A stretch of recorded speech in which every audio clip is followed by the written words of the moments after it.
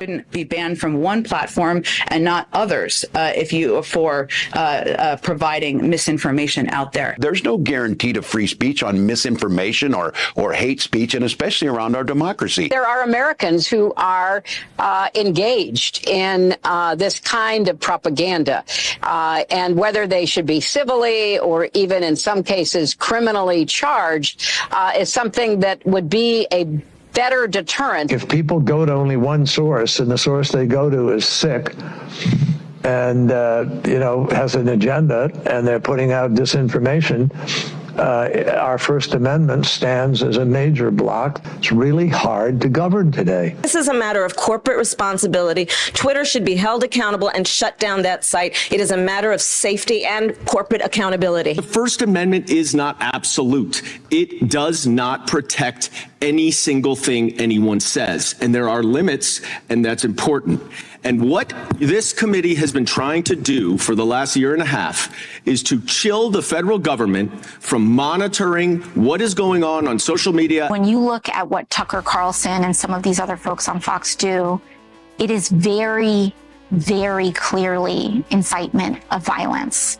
Very clearly incitement of violence. I believe that when it comes to broadcast television like Fox News, these are subject to federal law, federal regulation in terms of what's allowed on air and what isn't. So my biggest concern is that your view has the First Amendment hamstringing the government in significant ways.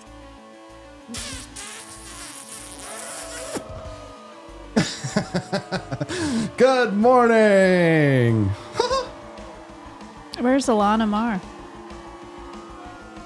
Oh, you want Ilhan Omar? You want Ilhan Omar? How does she feel about free speech? Let me tell you. And talking about aggression. Oh, Ilhan Omar. I'm so glad you said the name Ilhan Omar, because I have that. I was going to play that clip later, but since you say the name. Oh, well, I saw her saying a mouthful the other day. Good morning, pineapples. Hi, I'm wearing my shirt. Looking very good and very nice. Glad and thankful to have you here. I'm so glad. I can't find the Ilhan Omar clip. Is it the one where she was in the church? Yes. And she's talking to the crowd of people. Boy, she is 50. It's okay. Oh, there she is. Okay, there it is. There it is, right there. 50 shades of messed up. Hold on, there it is. Yeah, you're right. Okay, everybody, we're going to it right now, right now. Those of you who are interested in rewriting this hateful man's history are full of shit. Thank you. Okay, you hear that? So she's talking about Charlie Kirk there, this hateful man's history. Those people are just, they're full of shit. She's a Muslim saying that in a Christian church in America. It's just, it's cringe. Who invited her to speak? Like, how would a Christian church be okay with what she's saying? You know what? The churches have been corrupted in this country, Stephanie. This is a big conversation amongst the religious community. I've got my ear to the pulse, my finger to the pulse. I guess you can listen for a pulse too, but yeah, if it's strong enough, probably. The churches have been corrupted. You know that gay church that we went to over Christmas? It wasn't gay. It was kind of gay. Well, because they had the band and the words on the screen? No, because they had the rainbow colors and a female pastor. No offense to her. She was lovely. She was nice. Wait, that was where we saw the choir sing, right? Yeah, they were great. They were great. That's why you go. You go for Christmas and then you just stay away the rest of the year because the churches have become very fake and gay, sadly. Well, from what I know, the Christian community is very upset about Charlie Kirk. The Christian community is very upset about Charlie Kirk. As a matter of fact, another part of the conversation is that on Sunday, last Sunday, all the Christians were talking about whether or not their churches talked about Charlie Kirk, because apparently church attendance shot up this last weekend after the assassination. A lot of people are I've seen a lot of posts from people who are, and some of them are just attention seekers, but I see some real people who are, saying that this is the thing that's got me going back to church. And people are asking for questions about how to go back to church. and what they need to do. Justin's going back to church. Oh yeah, he's definitely diving deeper into it. Yeah, as of recent. Yeah. Siggy's mom says, where can I get a download of that opening video that you played? Hey, Siggy, nice to meet you, by the way. Hi. We love having new names and faces on the show. Oh, the opening video of that first one with all the people in the one with all the boxes. people. I've got it for you. Here's what you got to do for me. You just got to send me a text at 573-319-1586. And anybody who wants the clips that we play on the show, I try not to close them. Sometimes I do, and then rarely will I lose them forever. That doesn't happen often. It does happen sometimes. And if you ever like something that's playing, you can always clip it actually in the chat, right? Exactly. If you ever want to in the future, you're seeing something that you really like and you want, it helps us a lot, actually, if you will clip parts of the show. And without getting too deep into the nitty gritty, I know we're kind of getting off track. I haven't set up the show yet. We'll get there. We do have Justin on the show, but if you will press the exclamation point and type the exclamation point and then the word clip, it will do the last 30 seconds. The Rumble bot in the chat explains this. But if you guys ever want any of the clips from the show, just type exclamation point clip and it'll give you the last 30 seconds.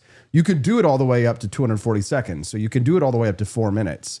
And then you can download that clip as well. And what would really help us a lot, and this is kind of an ad, but it would really help us is if you download a clip from the Wake Up America show and you post it on X, that you post it natively, not that you just grab the URL from Rumble and then share that URL, because nobody will open it. People won't click on those links because it doesn't show a thumbnail preview. But if you actually download the video from that URL and then upload it to X natively, and if you tag me and Steffi or whoever's on the show that at that moment, AP for Liberty, this is a huge way we can grow our community. So if you're a part of the For Liberty Network, bless you, child. And second, use that clip tool on the Wake Up America show. Upload those videos natively and tag me and tag whoever the guest is that I'm talking to at that point, and we will repost it. And this is a way to grow your X account pretty fast, actually, because I have a sizable following. Usually my guests have pretty big followings on the Wake Up America show. So if you want to grow on X, and you like the Wake Up America show and you want to help build the community, download the clips from the URL that you get whenever you clip the show, and then upload it to X natively. Download the video itself and then upload it to X in your post and tag me, and I'll see it, and then boom, we will repost it and we will all grow, because the rising tide lifts all boats. That's right. We have to boost each other up.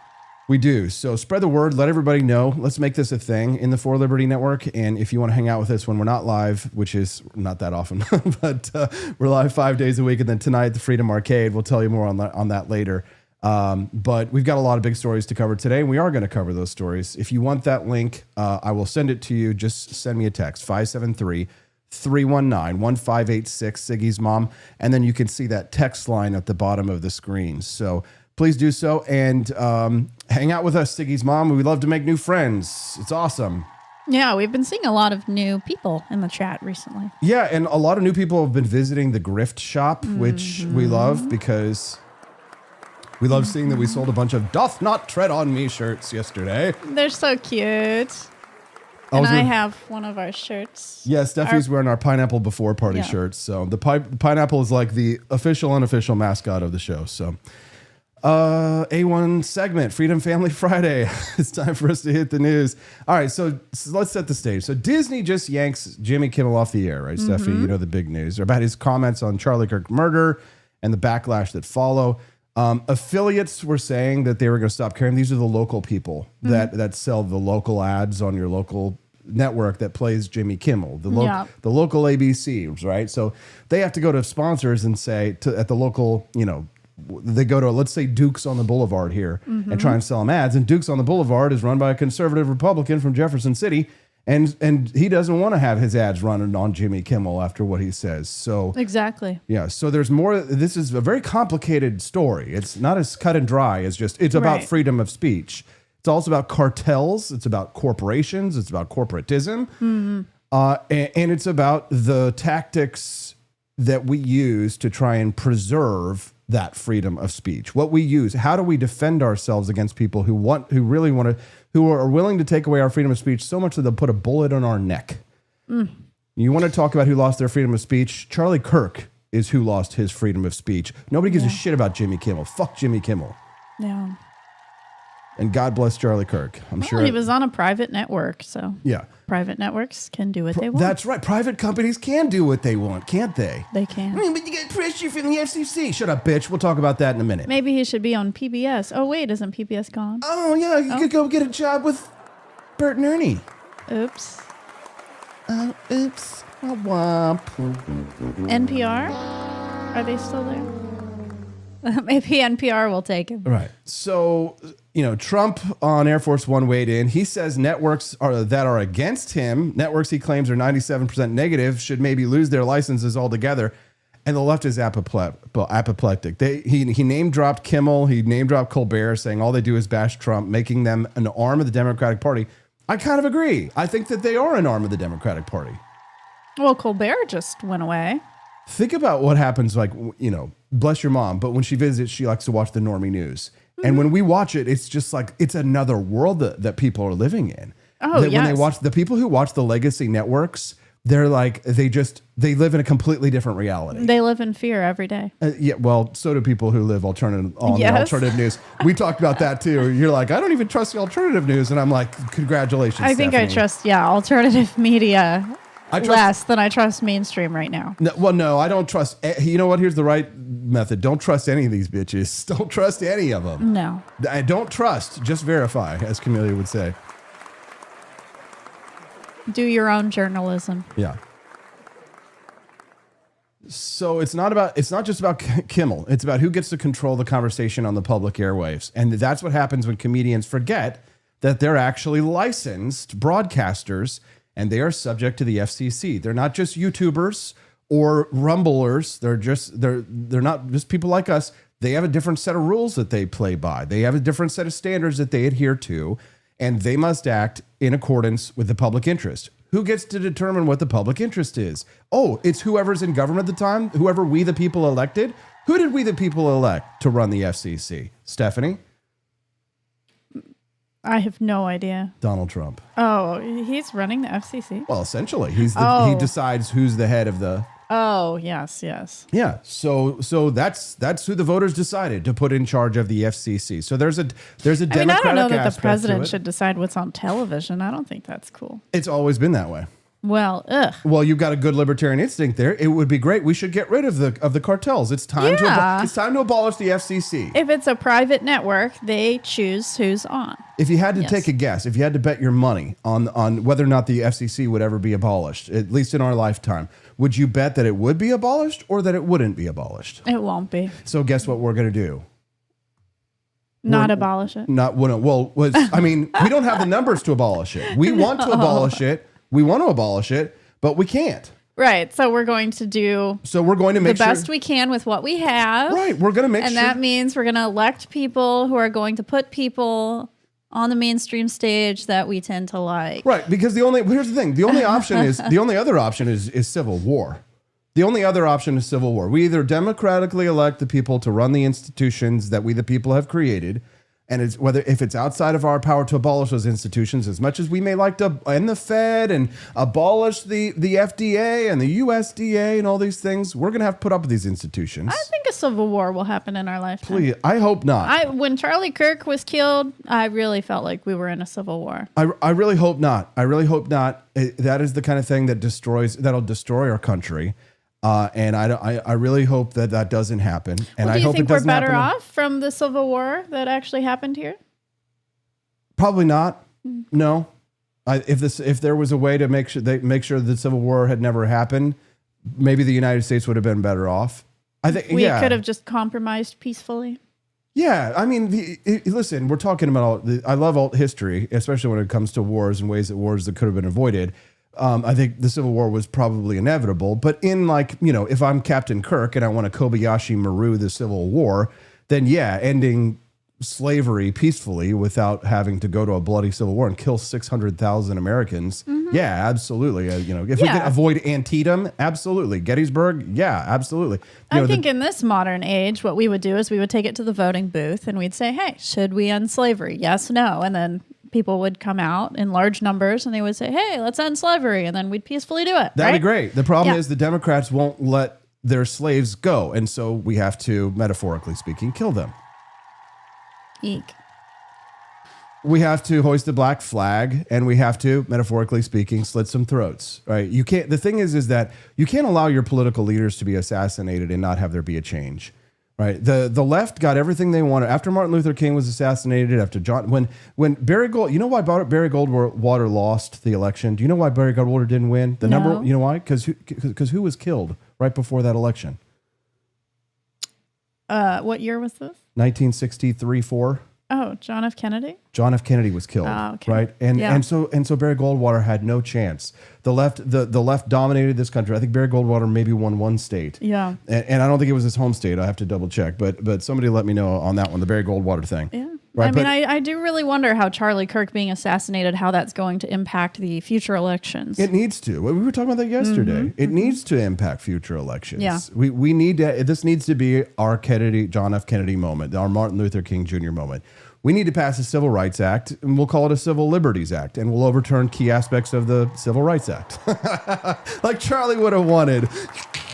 No, not the Civil Rights Act of 1964, please. Not the one that Gary Johnson wants to use to force us to bake the cake. No, not the Nazi cake. Well, the Civil Rights Act of 1964 is what most people use to get out of the vaccine. Well, they use Based on their religious they use it for rights. lots of things. Yes. They use it for lots of things. And so it's time for us to have it's time for the right to have our civil rights restored, our civil liberties restored. It should be legal to be a white landowning male Christian in this country. Make Christian great again, right? I'm two out of three there. Yeah. Which two? I really think a cultural shift is happening right now. Mm-hmm. We definitely are going back to those good, Christian teachings. I think that's where our culture is heading. I think we really need this moment. I think, in some sense it's kind of like a revival. I remember there was a time in my life and my youth when I really did kind of enjoy going to revivals. Mm-hmm. Because there would always be tent revivals. They would have. What is a revival for someone who's never been to a revival? Oh, you've never been to a revival? We should go to one. No. It's fun. No, I mean, what do they do? I've never been to one. Okay, so everybody has like their own thing. We were Southern Baptists, so we would go to like Southern Baptist revivals. And a Southern Baptist revival is like an attempt to get as many people as they can to accept Jesus Christ as their Lord and Savior. So the whole point is salvation. To save people? To save people's souls. Uh-huh. And so revival sometimes it'll be on like a multi-day event. Sometimes it'll be just like one big day, one event. I prefer that, just knock it out, Uh-huh. But it's kind of like a big party, but it's a Christian party and there's no drugs or alcohol. Well, there might be drugs, but there's no alcohol. That sounds like my kind of party, honestly. I think I'd have fun. Yeah, you know what it is? Is everybody's so kind and loving. And I love that. And they sing lots of music. Aw. And it's really beautiful music. Yeah, and people are playing guitar at night. There'll be like campfire and they'll hoe down. This is like the camp that I've always wanted to go to. But it's white people. So Yeah. you're Jewish, so I don't know if you can get in. Just kidding. Well, what if you're the only person that was not saved that day? Will they kick you out? No, they don't kick you out. No, they never treat people like that. They talk damnation about sin and hell and the devil, outside, but inside the devil's not allowed inside. So it's kind of like, they draw a circle and it's like the devil can't get you in here. I was at a church service during social work school, so I could actually write a paper on going to a church service, and they were very kind to me. And I just remember they said, we'd love to see you come back again. And that was their way of saying welcome, come back, right? Like they knew they didn't have me that day, but they were welcoming me to come back again. So I feel like that's probably how they would treat me. If I didn't get saved that day, they would just make me feel welcome to come back. Yeah, exactly. Yeah.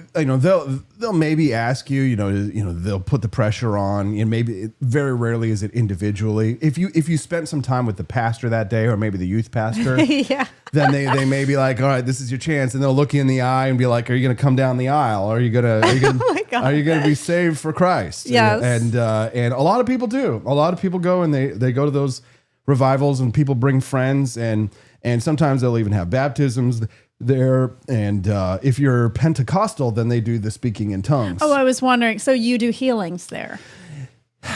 No, I mean, it's not like the faith healers kind of Okay. level of stuff, but it's kind of more like, laying on of hands and praying. Where like people will gather around a person who's ill maybe, and they'll say, we're praying right now to defeat this cancer and stuff. And I mean, you can imagine that if you have cancer or if you have some serious illness, to have people standing around you and putting their hands on you, and That would uplift me. That's oh my for God, sure. yeah, for sure. Because most of the time when you're sick, half the time people are spending trying to stay away from you. Yes. You know what I mean? So it's, it's something to think about.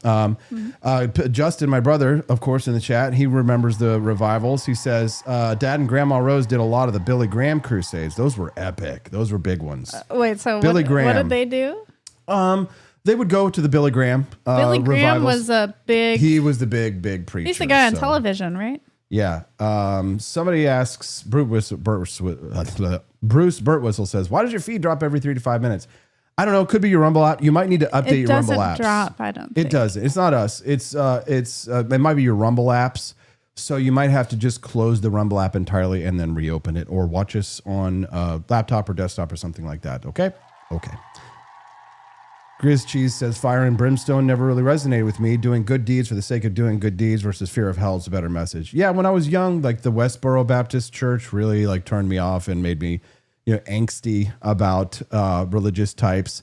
But then, when my mom died, it was like the outpouring of love that we got from our community, from our church community. Like I have nothing unkind to say about those people. They were kind people, loving people.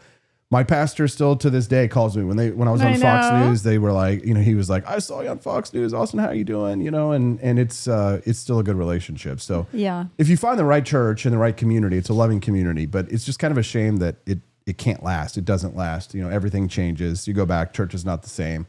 Half of the churches have become woke to an extent. So, but I do hope that Christians have a moment for a revival to some extent in this. In this moment of change. And I hope that this is a moment of change. It is a moment. It's going to be a moment of change, I think.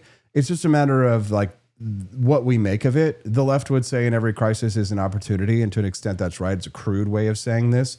But I think there's an opportunity now for us to make a better America. But that doesn't mean like kumbaya with people who wish us dead or who are actually murdering us or committing acts of terrorism. It doesn't mean that we have to reach across the aisle to people who spit in our face. It means that sometimes it's time for us to hoist the black flag, ye hearties, avast. And then we can have peace on our terms. ABC made the announcement Kimmel would indeed be taken off the air indefinitely. And this is just the latest chapter in Donald Trump's ongoing campaign to crack down on free speech, dominate the media, and essentially render the First Amendment meaningless. So it was for the journeyman cable news host Tucker Carlson, just fired from his third network. He believed he could say anything, no matter how vile, no matter how disgusting, no matter how offensive, no matter how dehumanizing or belittling. And if you act like a sociopath over and over and over and over, you will become unpopular on the national stage. That's just like a basic principle. Over time, probably not going to work out well for you in the long run. Eventually, people will be rightly offended, disgusted by it. ABC made Interesting. Isn't What that about funny? free speech? What about free speech Yeah, then? Jimmy Kimmel can have it, but Tucker Carlson can't. That's right. I mean, I'm not a big fan of Tucker Carlson myself. I think he is kooky, but He is kooky, but you know who's kookier?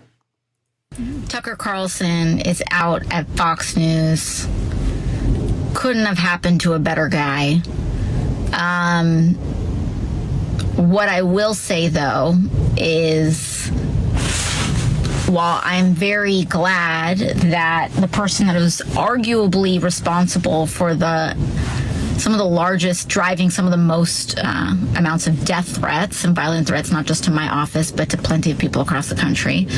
I also kind of feel like I'm like waiting for the cutscene at the end of a Marvel movie after all the credits have rolled. And then you see like the villain's like hand reemerge out to grip over like the end of a building or something. But deplatforming works. and it is important. And there you go. Deplatforming works, and it is so it works for important. Jimmy too. It works. And Stephen Colbert. It works, and not only that, and it is important. But you shall be called a hypocrite, they say. Well, let's get my friend Gavin McInnes on this. What we did in canceling Jimmy Kimmel is hypocritical.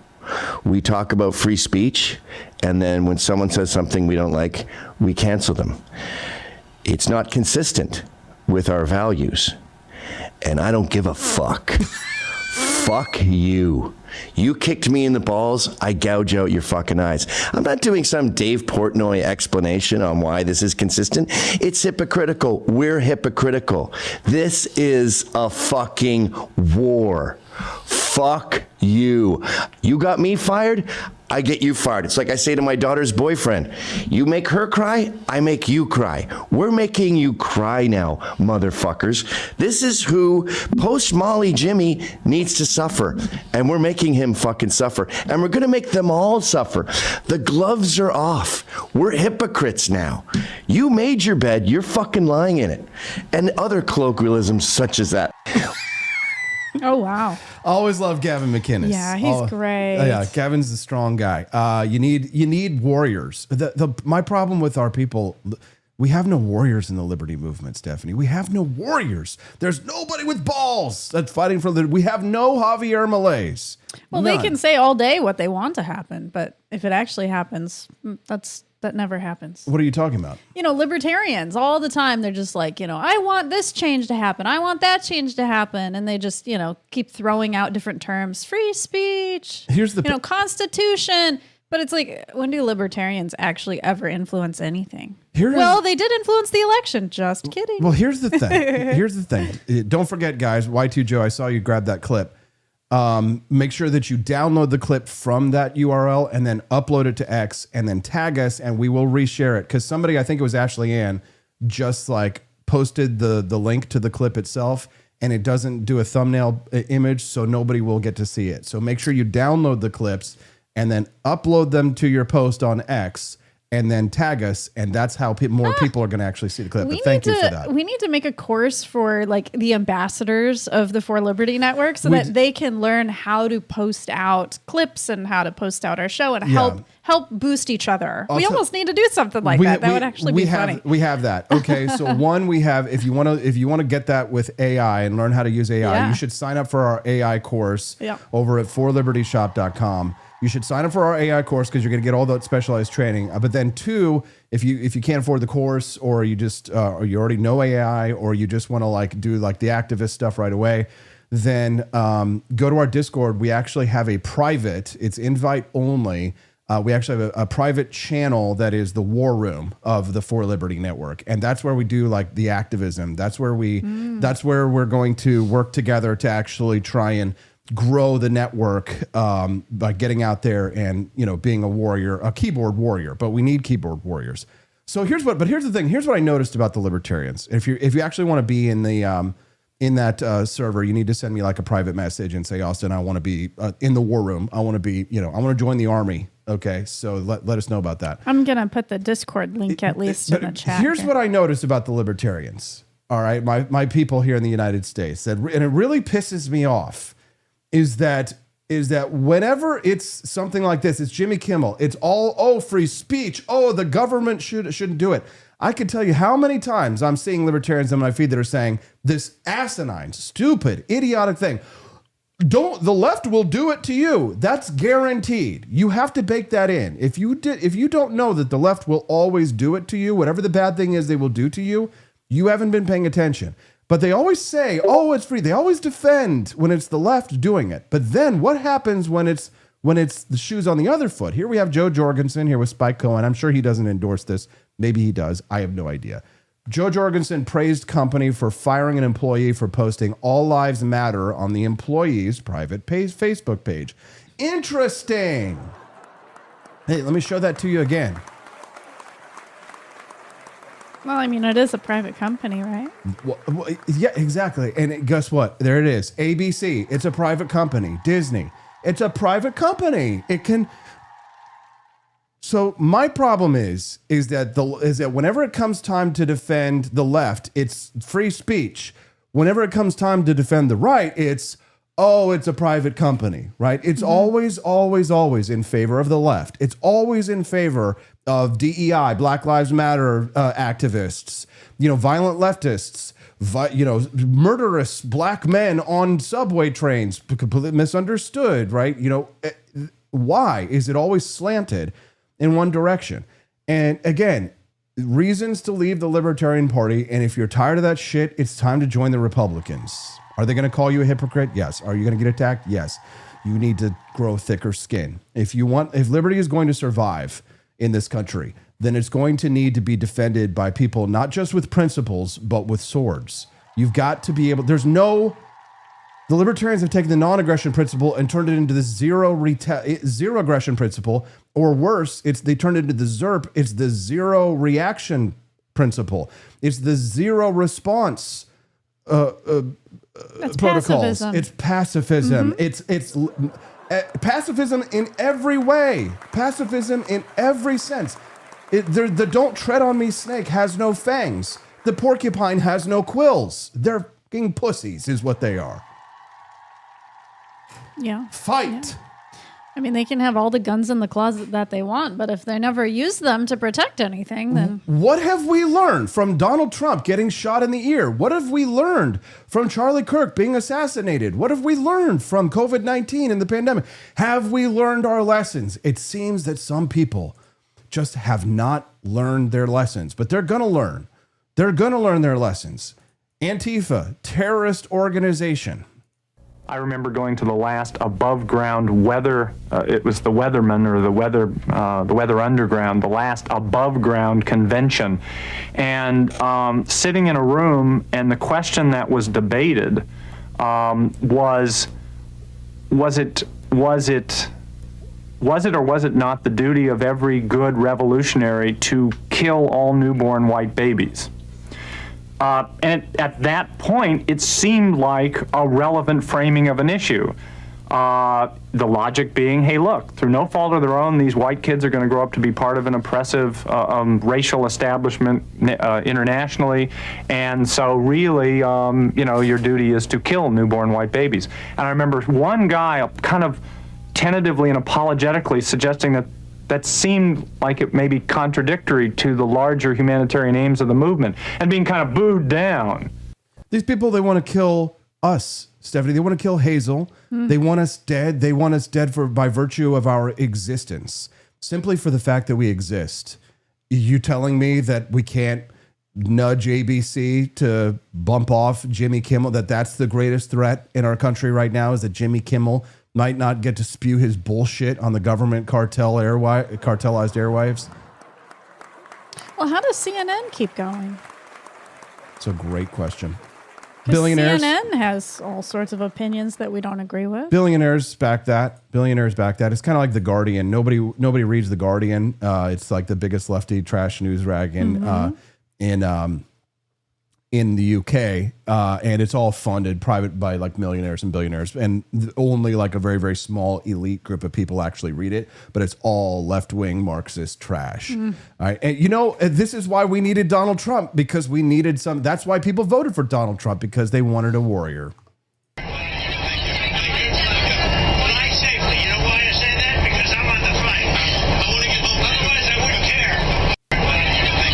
What's happening? So he's talking to reporters. They're saying, like, have a good flight. He's like, you know why I say that? Because I'm on it. He's talking to the press.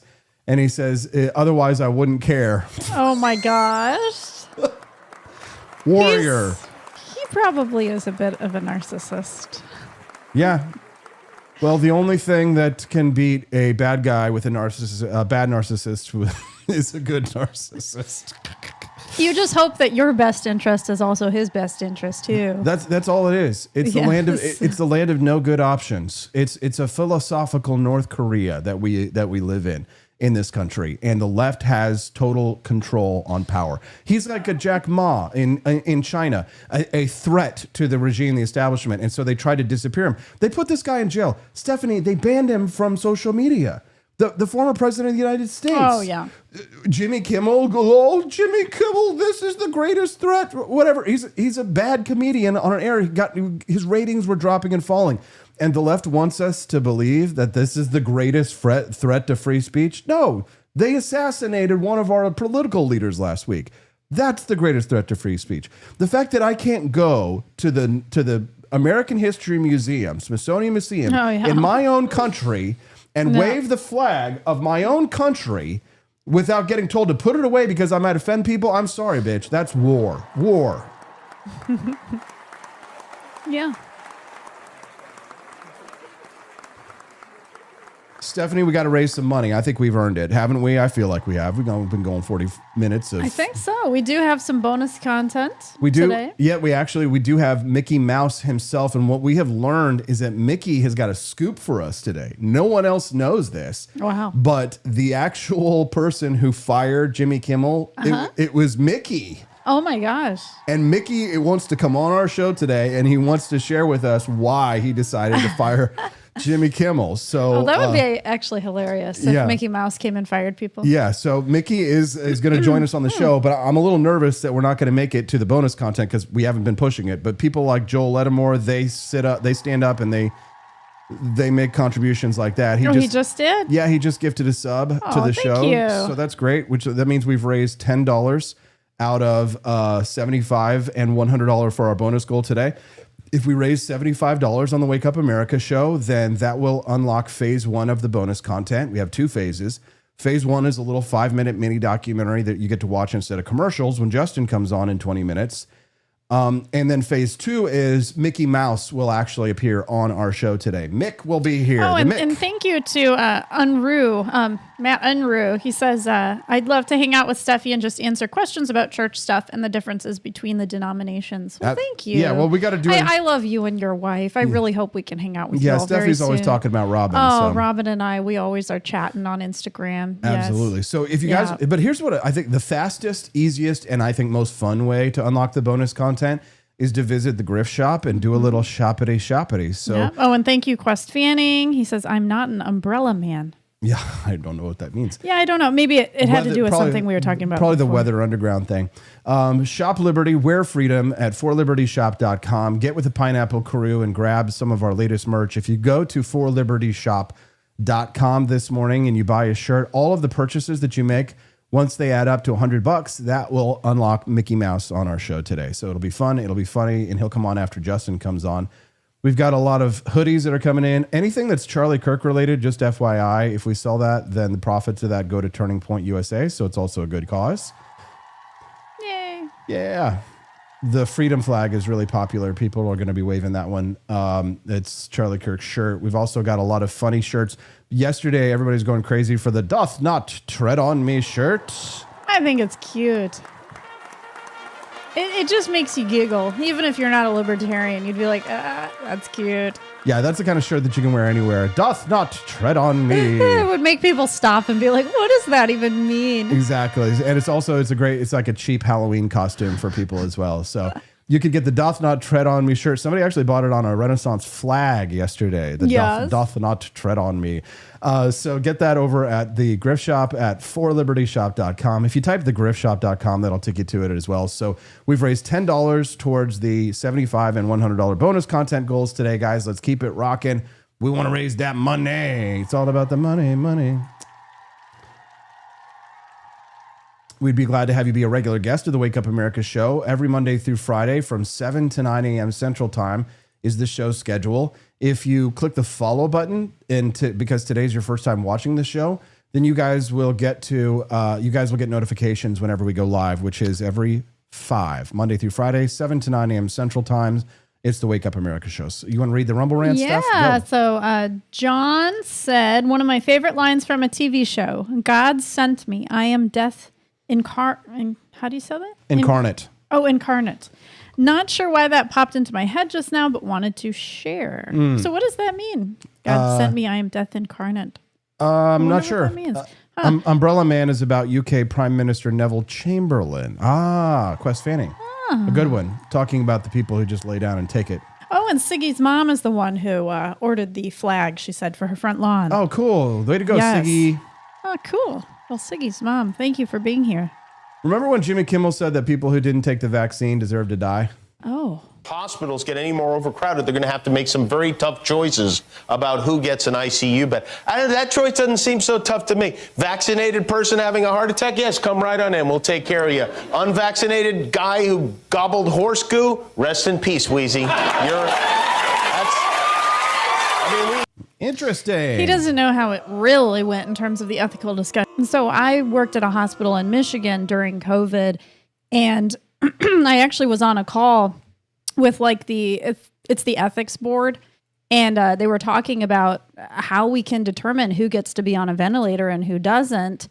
And it was by age. I think if you were like 50 something years old or less and didn't have a lot of medical issues, then you got first dibs on a ventilator. But if you were like over 50 something years old and if you had a lot of medical issues, then you'd be way lower on the totem pole to get on a ventilator. So it was not about vaccination whatsoever. And I think it's come out that the vaccines weren't even all that effective anyway. So you really couldn't blame a person for getting COVID if they had a vaccine or not, because I don't think the vaccines helped too much anyway. Yeah, you know, these people, they don't understand like where people on the right, where our mindset is anymore. Yeah, and they don't know the real facts. They're just spewing out BS. They don't know how things really work. Give him a call. Wrestle that mop bucket out of his hands. I don't know if you guys know about this, but we have an election coming up on. I feel pretty relaxed about it. I've really been enjoying the week. It's in times like these, it's important to remember that cannabis is legal in our state. But you have to vote. If you can vote early, vote early. If you can't vote early, vote on time. If you want to vote for Trump, vote late, vote very late. Do your voting on Thursday or maybe Friday. This will be my third time voting against Donald Trump. Fifth, if you count the 2 times he was nominated for an Emmy for a reality show host. According to a new poll from CNN, only 30% of American voters think if he loses, Trump will concede. Which what would give them that idea? But of course Trump won't concede if he loses his election. He still hasn't conceded the last election. And already he's claiming Pennsylvania is cheap. Give him a call. Yeah, I mean, can a comedian talk about their political beliefs? Yes, because they do all the time. Yes and no. Here's the thing. What he just said right there made that joke that he made about showing up to the poll locations. Showing up late. There was a man who said the exact same thing about Hillary Clinton to Hillary Clinton supporters. He was put in jail. Oh my gosh. Yes, he was prosecuted under federal election laws and went to jail for saying the exact same thing that Jimmy Kimmel just did. What did he do wrong though? He made a joke and posted a meme that Hillary, supporters, vote this Tuesday, blah blah blah. Oh, because people really thought you're supposed to vote on a certain day for. It's a joke. It's like don't forget if you're hanging out with a group of Democrats, you're like, hey guys, don't forget to vote on Tuesday. The election is today. It sounds like that man really somehow convinced people to vote on a different day. But that's not his fault that people are stupid. From my memory, and please someone correct the record if I'm wrong. I think the guy's name was like Baked Alaska or something like that. It was his username. Mm-hmm. This is a big story. Is that he made a meme that looked like a generic Democrat meme. It looked like a real get out and vote. It showed 2 black women writing a letter instead of, burning down a Starbucks. And so it looked like the kind of thing that your grandma would like and share. And it said, vote blue or something, Tuesday. And then the date, which was the wrong date.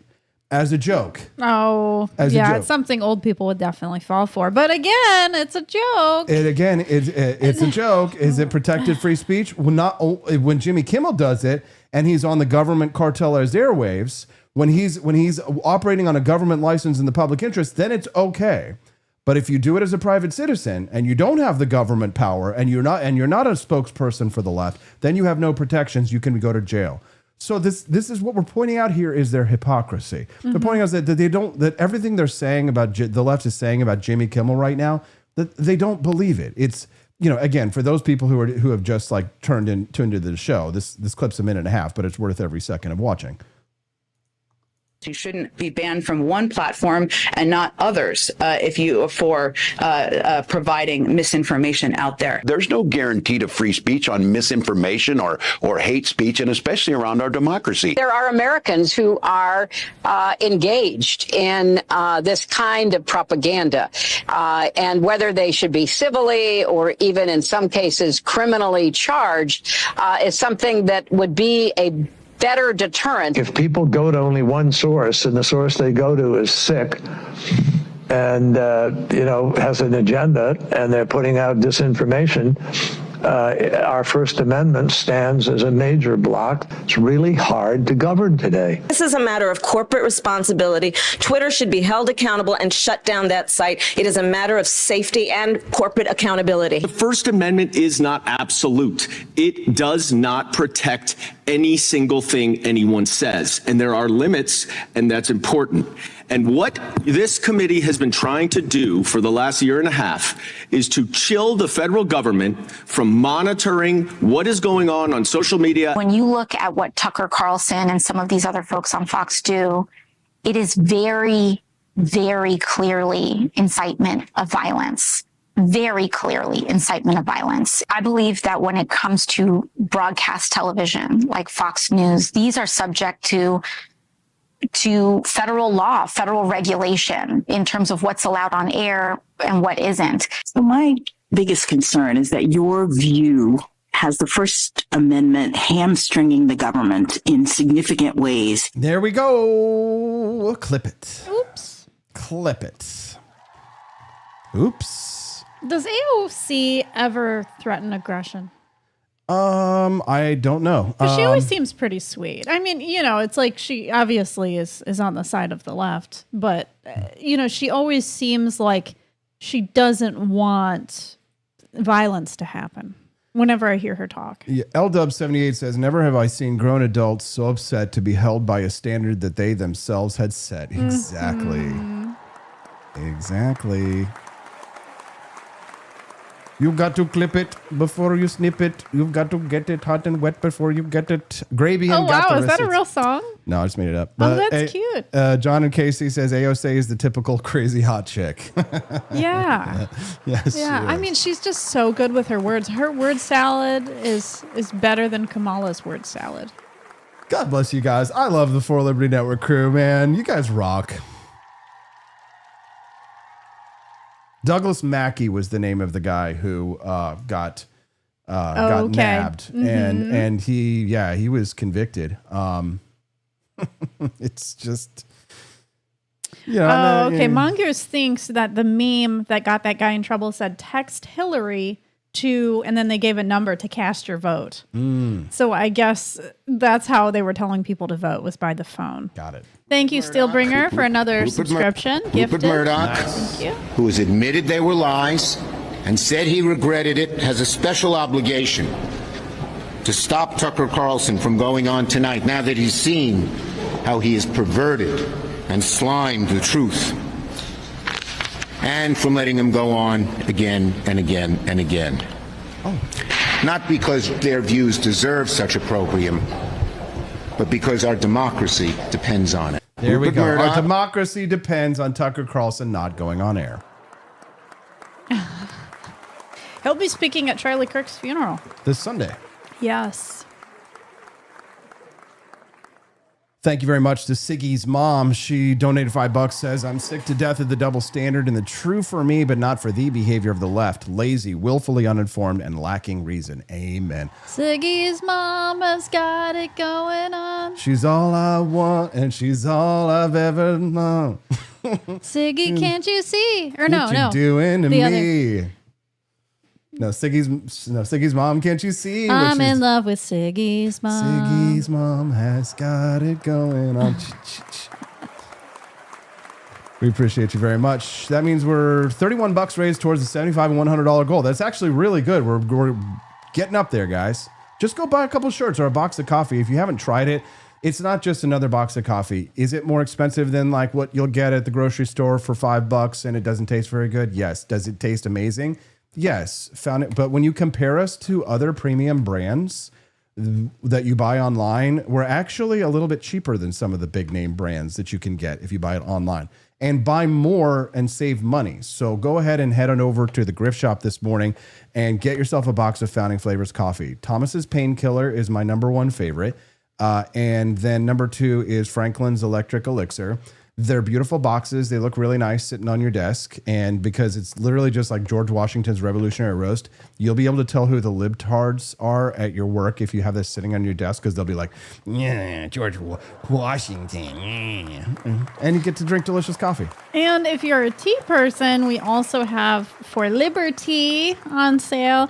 And I would highly recommend Eagle's Orchard because, yes, it is pumpkin spice season, but it is also apple pie season. And so if you want an apple pie tea, you can get it here at our shop. There you go. Head on over to get yourself some For Liberty at forlibertyshop.com. We appreciate you guys so much because the financial stuff makes sure that the Wake Up America show continues. I've been having some rough nights the last 3 years, sleeping, waking up, being like, oh God, are we going to be able to do it? You know, oh God, are we going to be able to make payroll? Oh God. Right. But just in the last few weeks, and I'll tell you, it's just been in the last few weeks that like I've actually been able to sit back like and just kind of, you know, just for a second, take a breath and be like, Steffi, I think we're going to make it. I think we're going to make it. We're going to make it. We're not going to go bankrupt. No, we're not. We're going to continue to grow, and we're going to build a life, and we're going to build a bigger Freedom family, and we're going to have more Freedom family. But wait until Hazel is like sitting there and 5 years from now, and she's going to be, I like liberty. She'll be on the panel. Yeah. Yeah. The Kids Liberty Show. Oh my gosh. She'll be a little kid streamer doing her own little Liberty show. Yeah, she could do like the unboxings of stuff from the shop, right? To show the kids like all like the kids line. Because we do have like stuff for like toddlers and babies and Tiny stuff. Patriots. Tiny Patriots is what we call them. You can get that at forlibertyshop.com. The number forlibertyshop.com is the website. Head on over there, guys. Make a purchase. And once we hit $75, that will unlock the mini documentary, which we won't get to see now because Justin's coming up. And then if we hit $100 raised this morning, we will have the mouse himself. Mickey Mouse will be joining us live on the Wake Up America show. I should say so I don't get sued. It's not the actual Mickey Mouse. It's a parody. This is protected speech by satire. Don't cancel me. Thank God Donald Trump is president so I can make these kinds of jokes and do this kind of satire. Oh, what are the Democrats going to do, Austin, when they get in power? They're going to get you. They're going to get you. Oh, no. I'm sorry. But it sounds like some fucking commie gobbledygook. The right will never lose power again. Let's never worry about the future, only worry about now. We got to run. It's a commercial break. When we get back. Sunscreen.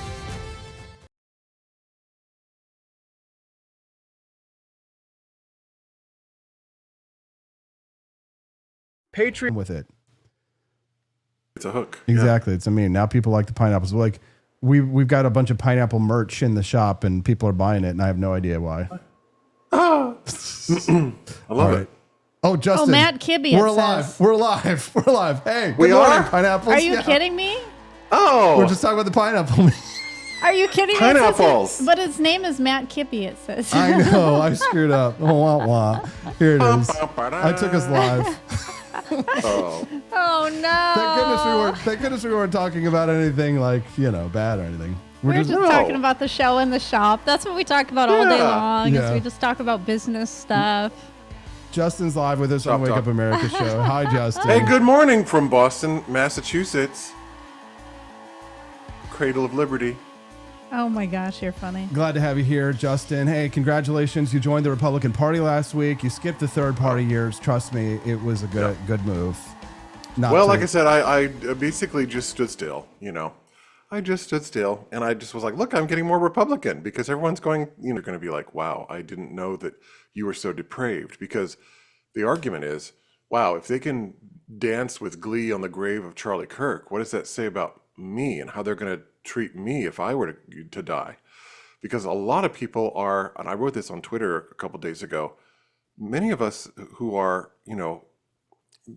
politically homeless have been really letting these people run roughshod over us by sitting there and being silent while they pushed all of their bullshit on the rest of us, commandeering the conversation, telling us what we can think, telling us what we're supposed to believe and how we're supposed to talk. And I think the left, the extreme left, has really only been able to exist because good, decent people have been silent.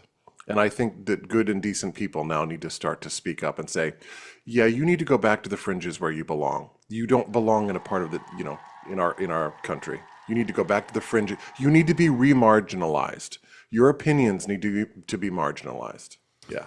Justin, I consider myself to be something of a free speech absolutist. I don't think you should say I'm going to murder you if you're holding a knife or point a gun at me or something like that. But there, at some point, you have to say, at what point is the left pointing a gun at me? And it feels as if the left has been pointing a gun at us for forever, and that they aren't going to stop pointing guns at us, and literal and metaphorical guns at us. Justin, what do we do? Right. Jimmy Kimmel, is it a disaster for democracy to lose Jimmy Kimmel on ABC News, Justin? No, because there are FCC regulations about what can be said. Like, I'm looking at the website right now on hoaxes and what it says. And it says here, the commission's prohibition against the broadcast of hoaxes is set forth, and they give all this rigmarole. This rule prohibits broadcast licensees or permittees from broadcasting false information concerning a crime or a catastrophe. Okay? If, one, the licensee knows this information is false, which we absolutely do, because by the time Kimmel went to air, we already had the FBI saying, this is what he said, this is what's going on, these are his political beliefs, this is what his mother said, right? So we knew what the situation was. So there's Kimmel's lie right there, lying about a crime.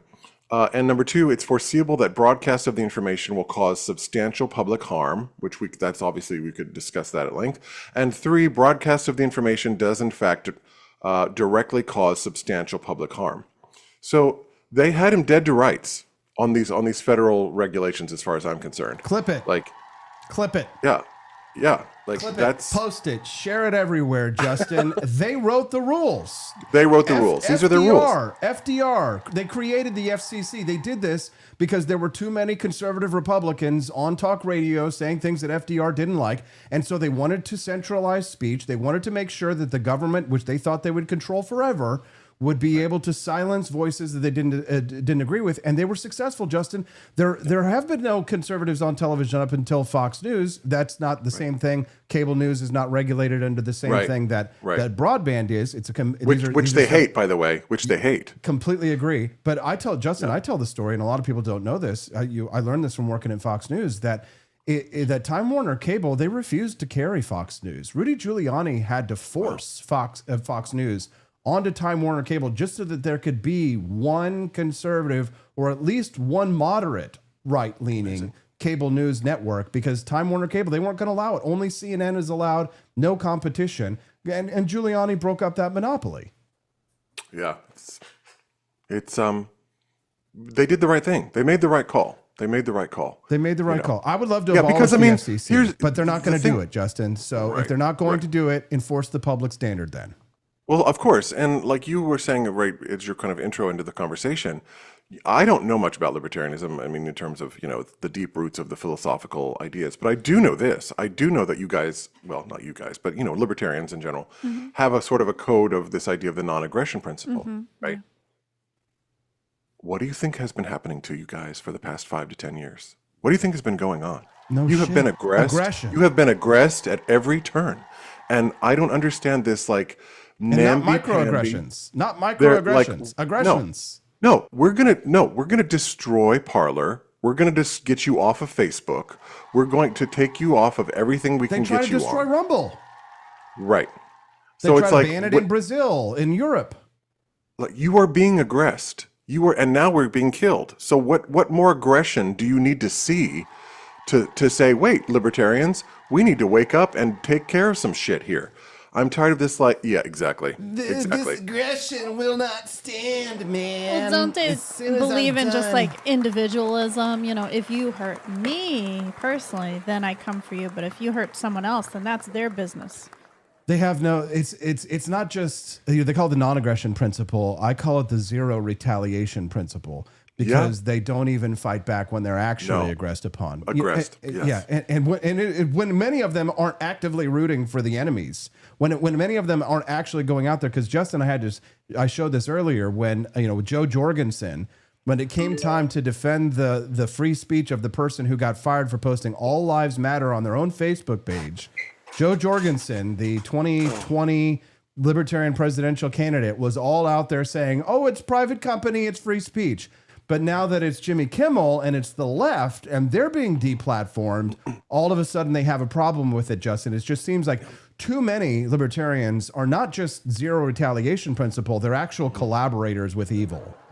Yeah, co-conspirators. Yeah. Co-conspirators, exactly. Yeah. Yeah, a lot of libertarians are very much on the left. I mean, they attack you. Oh, for we sure. saw that one of my old libertarian friends actually was spreading information about you to the Democrats. Oh, absolutely. That whole attack that we had recently where we were getting all these hateful calls, I was getting phone calls to my personal phone number. We were getting death threats. People were trying to dox us, posting the old information from like attacks from my presidential campaign. It was all the libertarians who were feeding that information to the left. So yes, many of them are co-conspirators in the fight against our liberties. And it's because many of times it's because their social views, right? Many of them are social leftists, right? And they care more about being able to, suck their boyfriend's dick than they care about, Austin Petersen being able to have a platform on rumble.com, right? Well, and I mean, we saw the last presidential election for the libertarians. They were pro the person who liked having drag queens read to children. Right. Speaking of S and your boyfriend's D, Justin, don't you have another announcement? Oh my gosh, what? This is too much for my nerves, y'all. I haven't had enough Freedom coffee or whatever it is. Yeah, I mean, Justin, you, by virtue of standing still, you have landed in the lap of the Republican Party and in the loving arms. This is Melania Trump's favorite group in the GOP. I didn't know if you know this. You might get a chance to meet the very, suave first lady if you continue the progress you're on right now. Well, we'll see. Okay. Well, no, they have a Boston chapter of the Log Cabin Republicans here, which I just investigated their website, and I sent them a donation, but I wasn't sure if that means you're a member or what. But I haven't heard anything back. But help me. Wait, so why what is this happening to me? What Why is this happening to me? Republicans. What? Tell us more. Well, I guess a Log Cabin Republicans are a caucus. Who I guess it's the LGBT community, or It's nowadays it's more like the LGB drop the T. But there are T Republicans, and that's the thing I'm always going against. It's can we just stop the idea that all transgender people are on the left? Because that's not true. Sarah Higdon, hello. Blair White. I mean, Buck Angel is a centrist. I mean, there's a lot of people. Yeah, it's very rare, but it is true. It is the case. Yes. Blair White. Yeah, it's rare. Yes. Yeah, but I'm just saying, one black swan means that there is a black swan. You know what I mean? Good point. Yes. So it's all swans are white. All swans are white. People are, so it's mostly just, the LGBT community in that group. So it's just gay Republicans. If you're an ally, could you join the Log Cabins, or do you have to literally be lesbian, gay, I don't know. I don't know. Oh, I mean, interesting. People then will say, the conversations will say, well, you're so self-loathing. You're so self-loathing. And I'm like, no, I just don't like people that don't understand what freedom is. I don't like people that want to take away other people's ability to do what they want or say what they want or be who they want or believe what they want to believe. It's I'm sorry. I just don't think I'm on your side, So, and also I'm not a member of a team. I'm sorry. I'm an individual. I'm an individual with my own brain and my own thoughts. I'm not an NPC of some demographic. Camellia says, pretty sure Log Cabin R's follow me on Twitter. LOL. I wonder if they follow me. Let's see. Wow, this is the first time I've ever heard of them. You've never heard of the Log Cabin Republicans? No. Yeah. I mean, I really haven't been in the Republican. I'm still not a Republican. I haven't. I'm not. It looks like I'm not following. I haven't dived into researching Republicans very much. I've known it for a while. The funny thing is that they tend to be they kind of overcompensate for the effeteness in that they are very militant. So they're very pro like interventionists. They're very foreign policy interventionists because they're very much like, we need to kick ass in our tanks and paint them pink and blow up the Taliban. And they're like, Jesus, calm down. I have no idea. Yeah, I have no idea what I've gotten myself into with this. I really don't. But I'm going to be I'll probably be the most leftist Republican that's ever lived. Because I'll just be like this. What? How is he? How did he get in here? How did this guy get in here? You're fine. It's the only place for sane people anymore. That's all there is. Well, once political violence is on the table, and that's happened, I'm official because I was independent. See, I voted. Okay, well, just to give you an idea, for your people that are listening, I stumped for Obama. I went up to New Hampshire. I knocked on doors. I did all of that. I voted for Obama too. Yep. But it sounds like This is like 2008. It's like yep. I marched in the parades, I did the whole thing. I was like, yay, Obama. I mean, I was hard on Obama. God. And I voted for Hillary Clinton the first time she ran for president. I know, I'm telling you. But this is how far the culture has gone. And, I think I'm not the only one. I'm not the only one. I think there's a lot of people like me. I'm not the one that you've been looking I'm for. not the only one. Trump himself used to be a Democrat. What? Trump used to be a Democrat. Yeah. So he came all the way over to the other side. But I was independent. I stayed independent for a while, because I just was like, this is horse patookie. I can't be a part of this. Justin, go ahead. No, please go. You go. I was going to say, this is Ilhan Omar in a Christian church talking about Charlie Kirk. I do believe those of you who are interested in rewriting this hateful man's history are full of shit. Thank you. So she's talking about this, looking at this hateful man's history, Charlie Kirk, in the church, and she says they're full of shit. Look at that white man sitting behind her. And they're and he looks applauding it. happy. They're applauding it. They're applauding it. Who are these people? Justin, your reaction. Well, first of all, she's in the house of the Lord, which I'm just like, what the heck? Here's my hot take. You want a hot take? Yeah. Here's a hot take. We're gonna get deep. Are you ready? Yeah. Charlie Kirk was killed because of a projection of who people thought he was. The people that are upset about Charlie Kirk have never listened to what he's had to say. They haven't researched his videos. They haven't interacted with his dialogue or his thoughts or his feelings. He was basically killed because he was a projection of a boogeyman that people thought was real. It's amazing to me the people that are willfully celebrating this who really don't even know who Charlie Kirk is. That's what's so galling about all of this, is that a person was killed because of who people thought he was, not because of who he really was or his genuine arguments. That's truly terrifying, because most of what I'm seeing on social media is received opinions. In other words, people don't have their own opinions. Mm-hmm. They have the opinion of whatever group that they're in, or whatever demographic, whatever in-group that they want to be a part of, whatever they are told to believe. They are literally, we say NPCs, there could not be a more appropriate expression for that, because their opinions are received. That's not even their opinion. If you interrogate somebody who's had an opinion about Charlie Kirk, they'll say, well, I haven't seen his videos, but he's a racist. Or I haven't watched what he has to say, but he's a homophobe or he's a transphobe. They don't and then once they're done, you see the left doesn't interact. This is the problem with the left and the college campuses. They don't debate their ideas, period. So there is no error correction. There's no way to error correct their own ideas, because when you don't submit your ideas to the rigor of debate, then you get to just continue to hold your views in spite of no evidence. And I'm a person who, I want to have evidence for my beliefs. I want to know why I believe what I believe, and I want to have strong reasons to believe something. And guess what? If the evidence is not there, I want to change my beliefs. This is not common in our culture. But when you don't debate, when you don't have dialogue, they've insulated themselves from any scrutiny, from any kind of scrutiny of their ideas.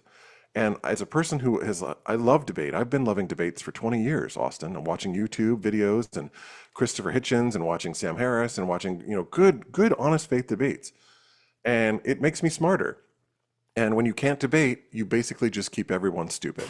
You just basically keep everyone stupid. So, I really am not that interested in the opinions of people who don't even know what they believe or why they believe it. I really just, I don't have the time or the energy to interact with those people. But as for Ilhan Omar, isn't Trump working to get her deported? Because she committed fraud on her immigration? Because she committed fraud?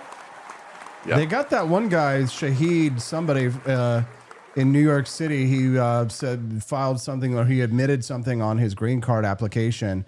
And then, and now they're sending him back to Syria where he belongs. The guy who's like the student. Right. Steelbringer donates $1. We're pretty close. We're at $33 raised towards the $75 and $100 bonus content goal. We might not make it today, guys. Hope we can.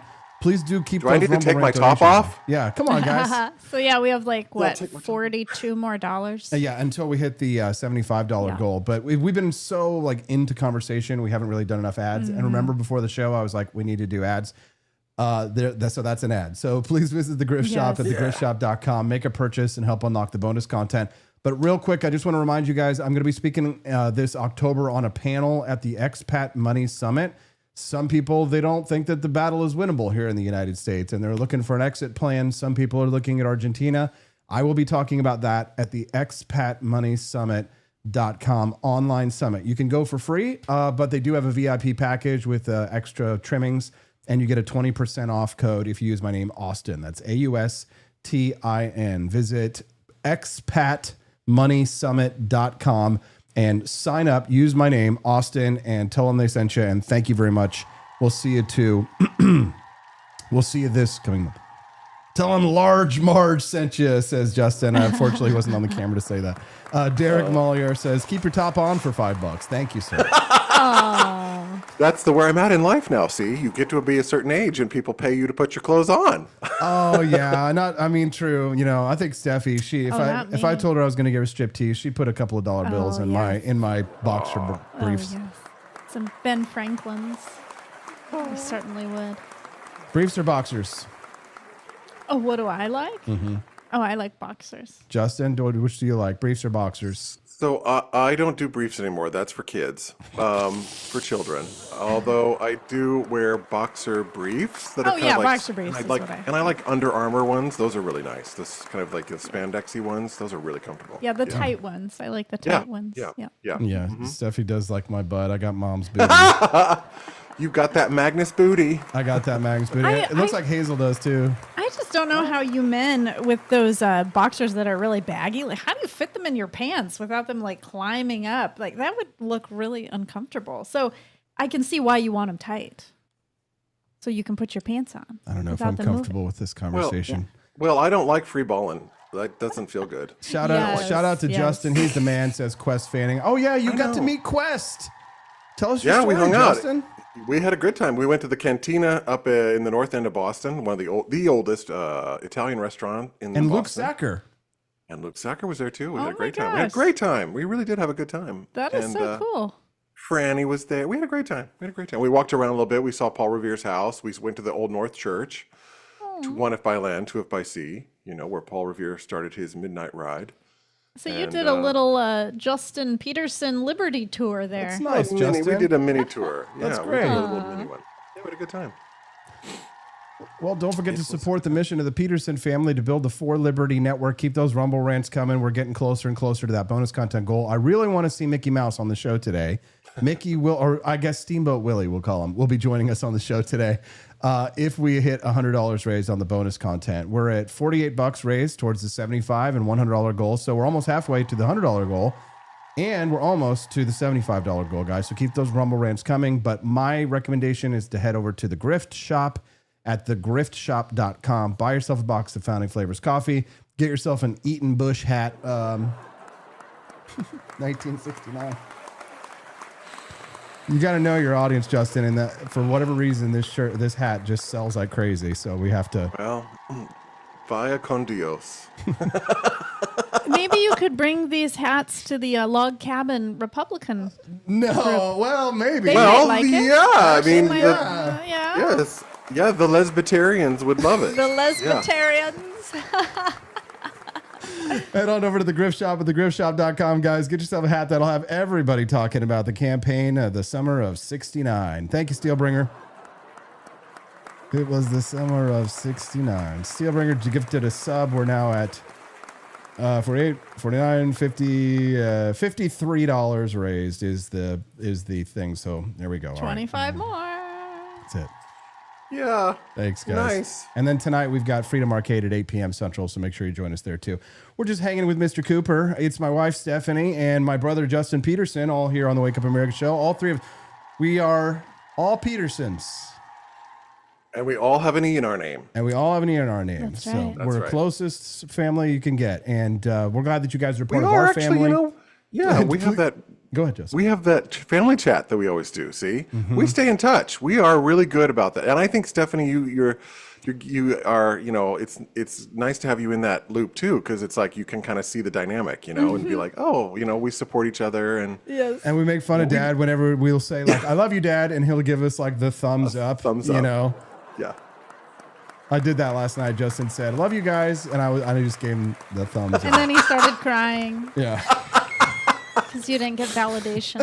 I was like, I'm trying to be loving, and you're just like giving me superficial affirmations. I don't like it. Justin knows that I'm a pot stirrer, so I'm always goofing. But we're going to have a great show today for you if we can get that bonus content unlocked. Right after Justin, Mickey Mouse will be here to talk about why he was the one that actually fired Jimmy Kimmel. I think we've talked the Jimmy Kimmel thing out. I will leave it at this one last video that I want to get Justin's opinion on. I've already played it maybe 2-3 times potentially so far, but I think it's just this is all the left. And Justin, I'm going to have you react to this. Thankfully now I can actually have you up on the screen while the video plays. Take a listen to hear former White House press secretary, former VP candidate Tim Walz, Hillary Clinton, John Kerry, Kamala Harris, some guy, AOC, and cream of some young guy, and Supreme Court Justice Ketanji Brown Jackson. Or I would play it if it would play. But it's not going to play. So I'll sit here looking like a butt. You shouldn't be banned from one platform and not others for providing misinformation out there. There's no guarantee to free speech on misinformation or hate speech, and especially around our democracy. There are Americans who are engaged in this kind of propaganda, and whether they should be civilly or even in some cases criminally charged is something that would be a better deterrent. If people go to only one source and the source they go to is sick and, has an agenda and they're putting out disinformation, our First Amendment stands as a major block. It's really hard to govern today. This is a matter of corporate responsibility. Twitter should be held accountable and shut down that site. It is a matter of safety and corporate accountability. The First Amendment is not absolute. It does not protect any single thing anyone says. And there are limits, and that's important. And what this committee has been trying to do for the last year and a half is to chill the federal government from monitoring what is going on social media. When you look at what Tucker Carlson and some of these other folks on Fox do, it is very, very clearly incitement of violence. Very clearly incitement of violence. I believe that when it comes to broadcast television like Fox News, these are subject to federal law, federal regulation in terms of what's allowed on air and what isn't. So my biggest concern is that your view has the First Amendment hamstringing the government in significant ways. Yeah, that the First Amendment hamstrings the government in significant ways. That was the Supreme Court justice. Who doesn't know what a woman is also. Yeah. So, I mean, yeah, I just listen to that and I go, I feel the 1776 in me rising up like a molten lava fury that makes me want to put on a tricorn hat, grab a musket, and literally just start waylaying people.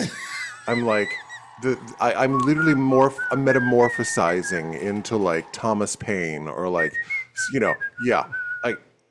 hamstringing the government. Yeah, that's the point, you literal retards. That's the whole point of our Constitution, is to say to you guys, stop. You have limits. You can't act out that way. it makes me literally, I need a padded room and I need a jacket because I literally just want to bang my head on the wall. Oh my gosh. It's like that meme It of makes me Snow White. insane. It makes me insane. It literally makes me insane because it's like, who's going to tell you what the truth is? Oh, we'll tell you. The government will tell you. We'll tell you what to believe and think.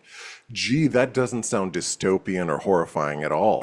That doesn't sound terrifying. That shouldn't send a chill through the heart of any liberty-loving American in this country. Oh no, the government will tell us. The government will tell us what to think, what to believe. I don't have to do the hard labor of thinking myself. I'll just let the government do it for me. Horrifying. And these are elected officials who, I might add, didn't they take an oath to uphold the Constitution of the United States? Every single one of those people should be absolutely taken out of office. They are a betrayal to our American values, period, and I don't care.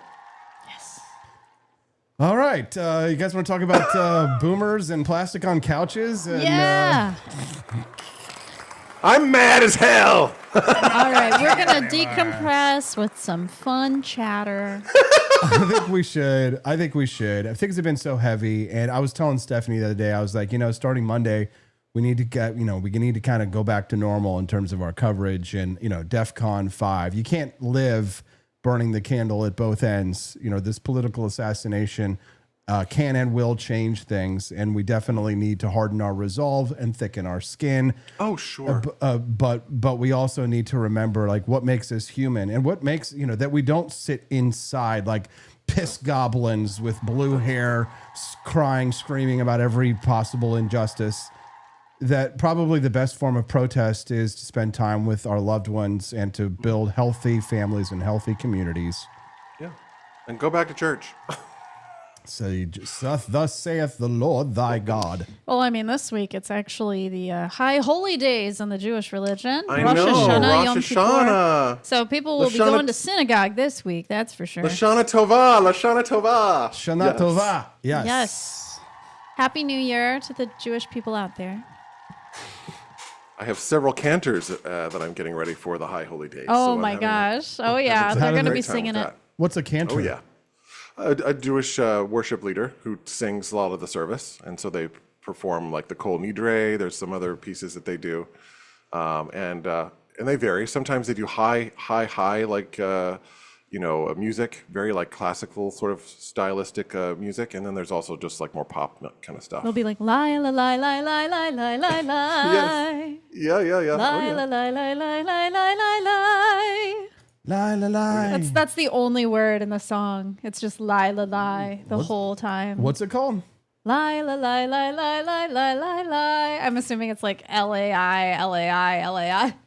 Yeah. Lie la lie lie lie. You don't know what it's called? Lie lie lie la la la la. I don't know. Lie lie lie. Jewish cantor song.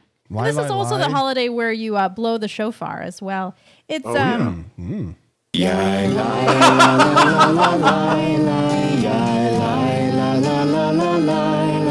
basically. Everyone has their own way of singing.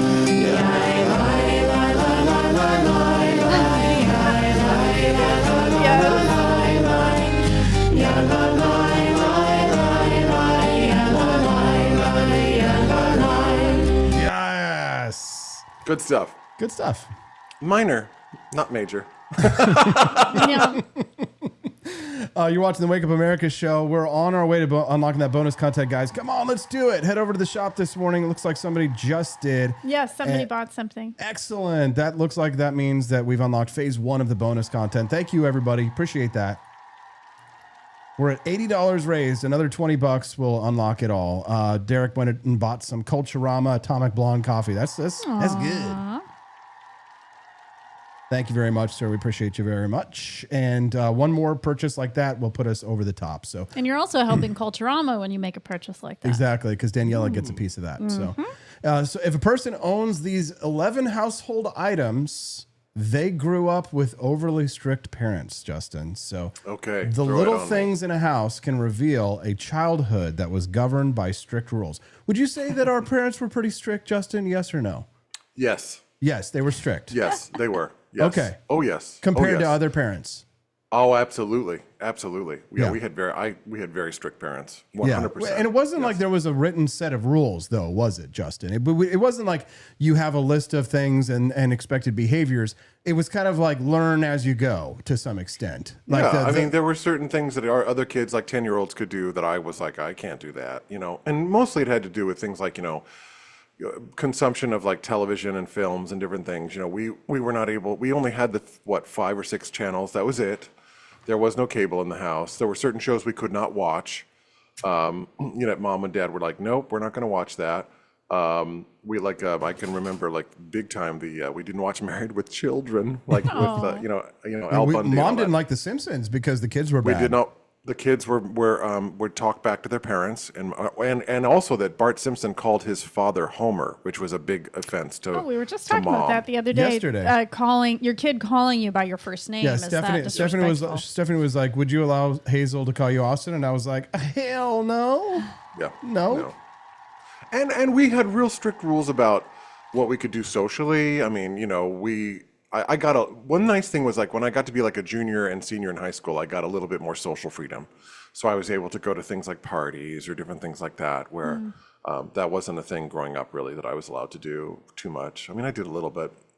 I really got a lot of freedom when I was older. But yeah, no, strict, yes, I think so. Yeah, for sure. Well, the author of this article that I'm pulling this from, apparently they thought that their parents were too strict, overly strict. And could some parents be overly strict? Potentially, right? Probably there were times in our lives too when our parents were maybe being overly strict on us.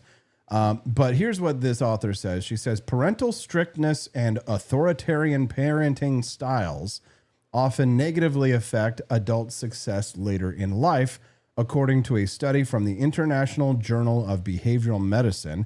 Not only do strict parents cause cognitive and behavioral issues in childhood, but they also lead to more subtle struggles like lacking autonomy and having difficulty with emotional regulation during conflicts that hinder the ability to build healthy social and personal relationships. Many people with strict parents also grow up without the freedom to experiment with and develop their own identity and personality, which can make navigating adulthood with a strong sense of self much more difficult. Just like their car or their sense of style, their living space as an adult reveals a lot about this ongoing struggle with identity. So if a person owns these specific household items, they probably grew up with overly strict parents. So not sure I accept the fundamental premise here. However, I find it interesting, so it's worthy. Wait, say more about that. Why don't you accept it? Say why you don't accept it. Well, that when they say parental strict, the way that they frame this, so parental strictness and authoritarian parenting styles often negatively affect adult success later in life. I could accept that premise, but then they cite a study from the International Journal of Behavioral Medicine. Okay, I need to understand the methodology used in that study. I can accept the premise that strict parents might cause cognitive or behavioral issues. But I think that you have to be careful about people who use this kind of language because often it's manipulative in that they're projecting whatever insecurities that they have or mental health problems that they have on their parents when really their parents were more, closer to ours. They were loving parents who were trying to give us the best life and set reasonable rules. And it wasn't unreasonable for them to expect certain standards of behavior from their children.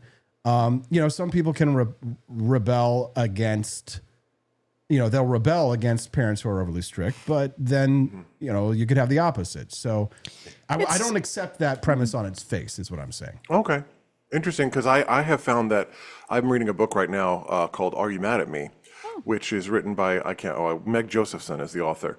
And it's a sort of a breakdown of this idea of adults who become obsessed about people pleasing because they had parents who were either very strict or emotionally dysregulated themselves, so that they have created an environment where they cannot feel safe unless everyone around them is feeling okay.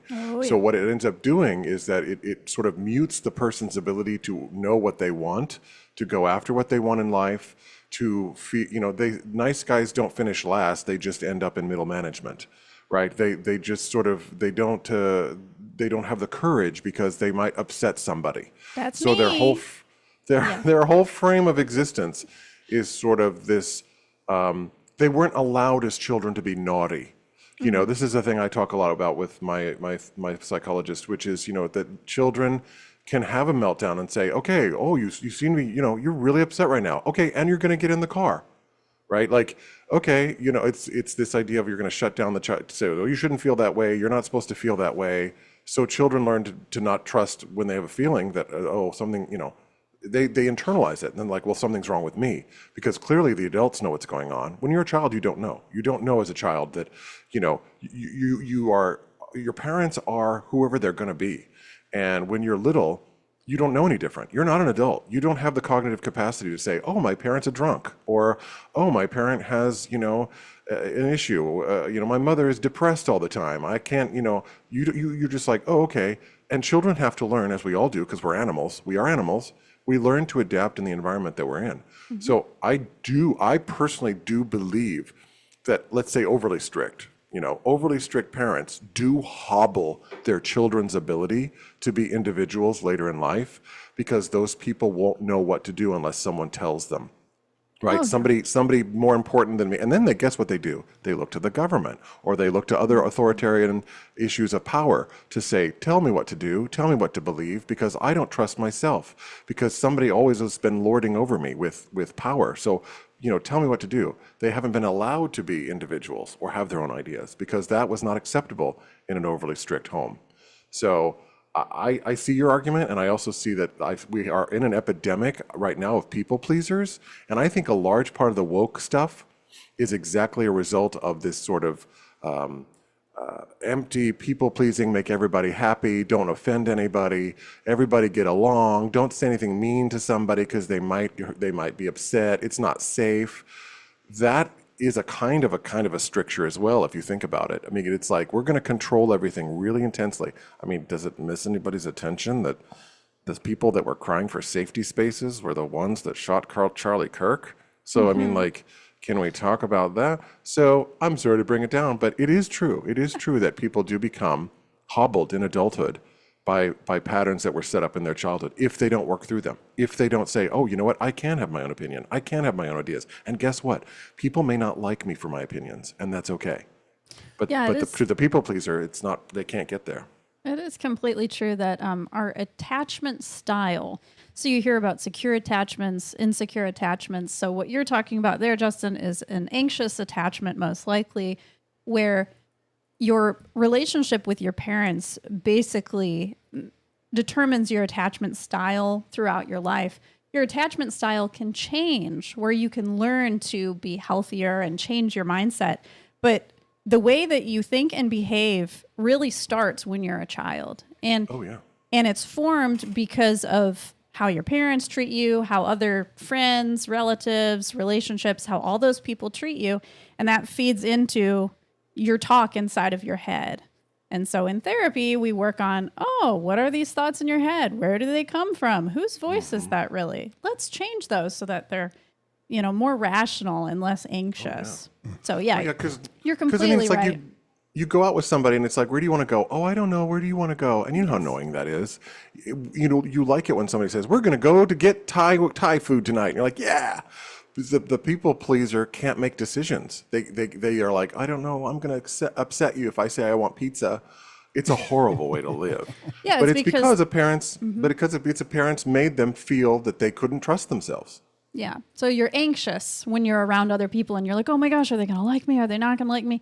But then other people, they become avoidant. There's also avoidant attachments where you're just like, you avoid people because that makes you feel better, so that you don't even have to think about, giving a decision. You just avoid it altogether.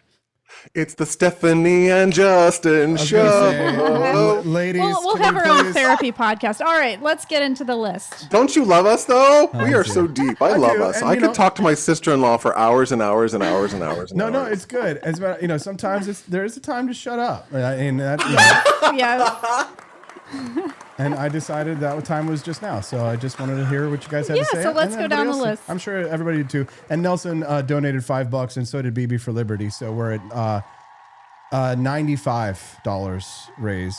Actually 90. So we're at $90 raised for the bonus Wow. content. Is all we need is 10 more bucks, and that will unlock Mickey Mouse after Justin. So.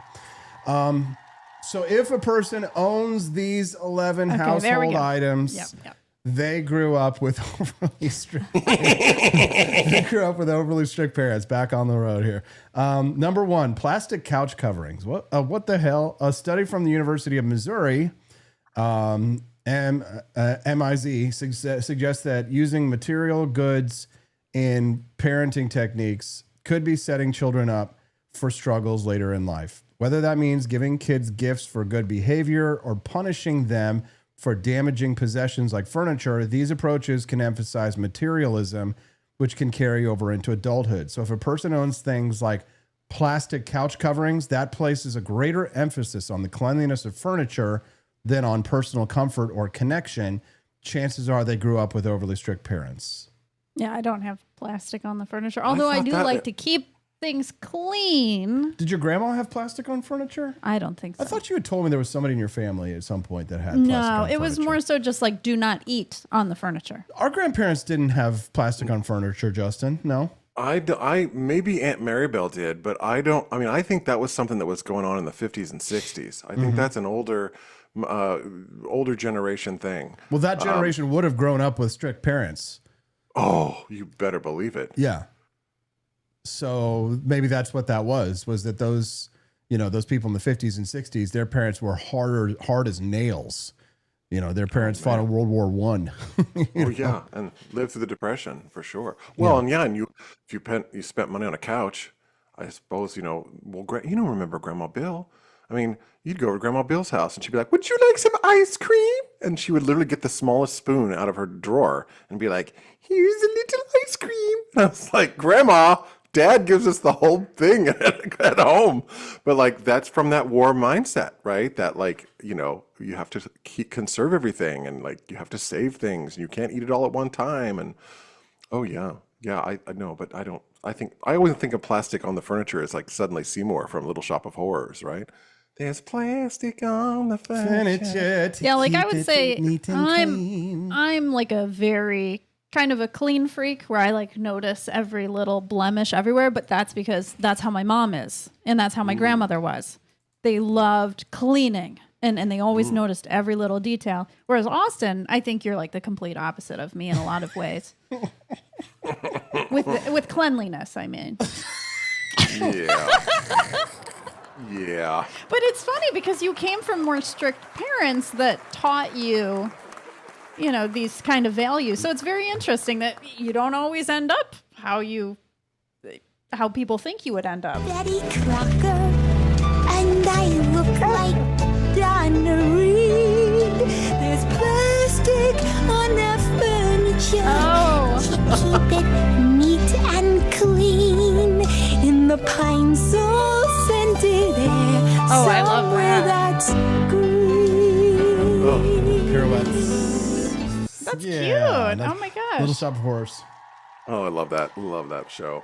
So yeah, there are definitely people that fall outside of the norm. There are, yes. We just unlocked the bonus content thanks to Camellia. Another Thank you, Camellia. Makes sense that a Petersen would clinch it. Thanks very much, Camellia. Yeah, that means Mickey Mouse will be on the show after Justin on the show today, and we still have the Benny documentary. It's going to be a fantastic finish. Oh my gosh. for So the we show got to today. get through the list. Let's keep going. We got to get through the list. Okay, number two. So number two, too many screens. Children who grew up with consistently unmet needs, parents lacking warmth, and strict routines often develop avoidant tendencies later in life. They aren't taught how to regulate their emotions during conflicts, but instead to fear and avoid them. Well, we got that all in spades. To avoid them and protect their own peace at home. right? That's why it's not entirely surprising that distractions like having numerous screens at home are common for these adult children later in life, because they use the screens as a way to cope, to get away from having to have a fight, rather than, doing like having to speak to the other person about the conflict or the issue that you have. You just retreat to the screen. Everybody goes to their rooms and looks at the screens, and nobody's hanging out together. Right. Well, yeah, you just coexist with screens. I like to say that feelings are like treasures, so bury them. Yeah, no, I mean, it's true. It's like, that's where you get, Stephanie, that's where you get avoidance, right? It's like, I'm going to run away from these feelings. No, I'm running away. Goodbye. And then you leave and you go to your room and you just hang out.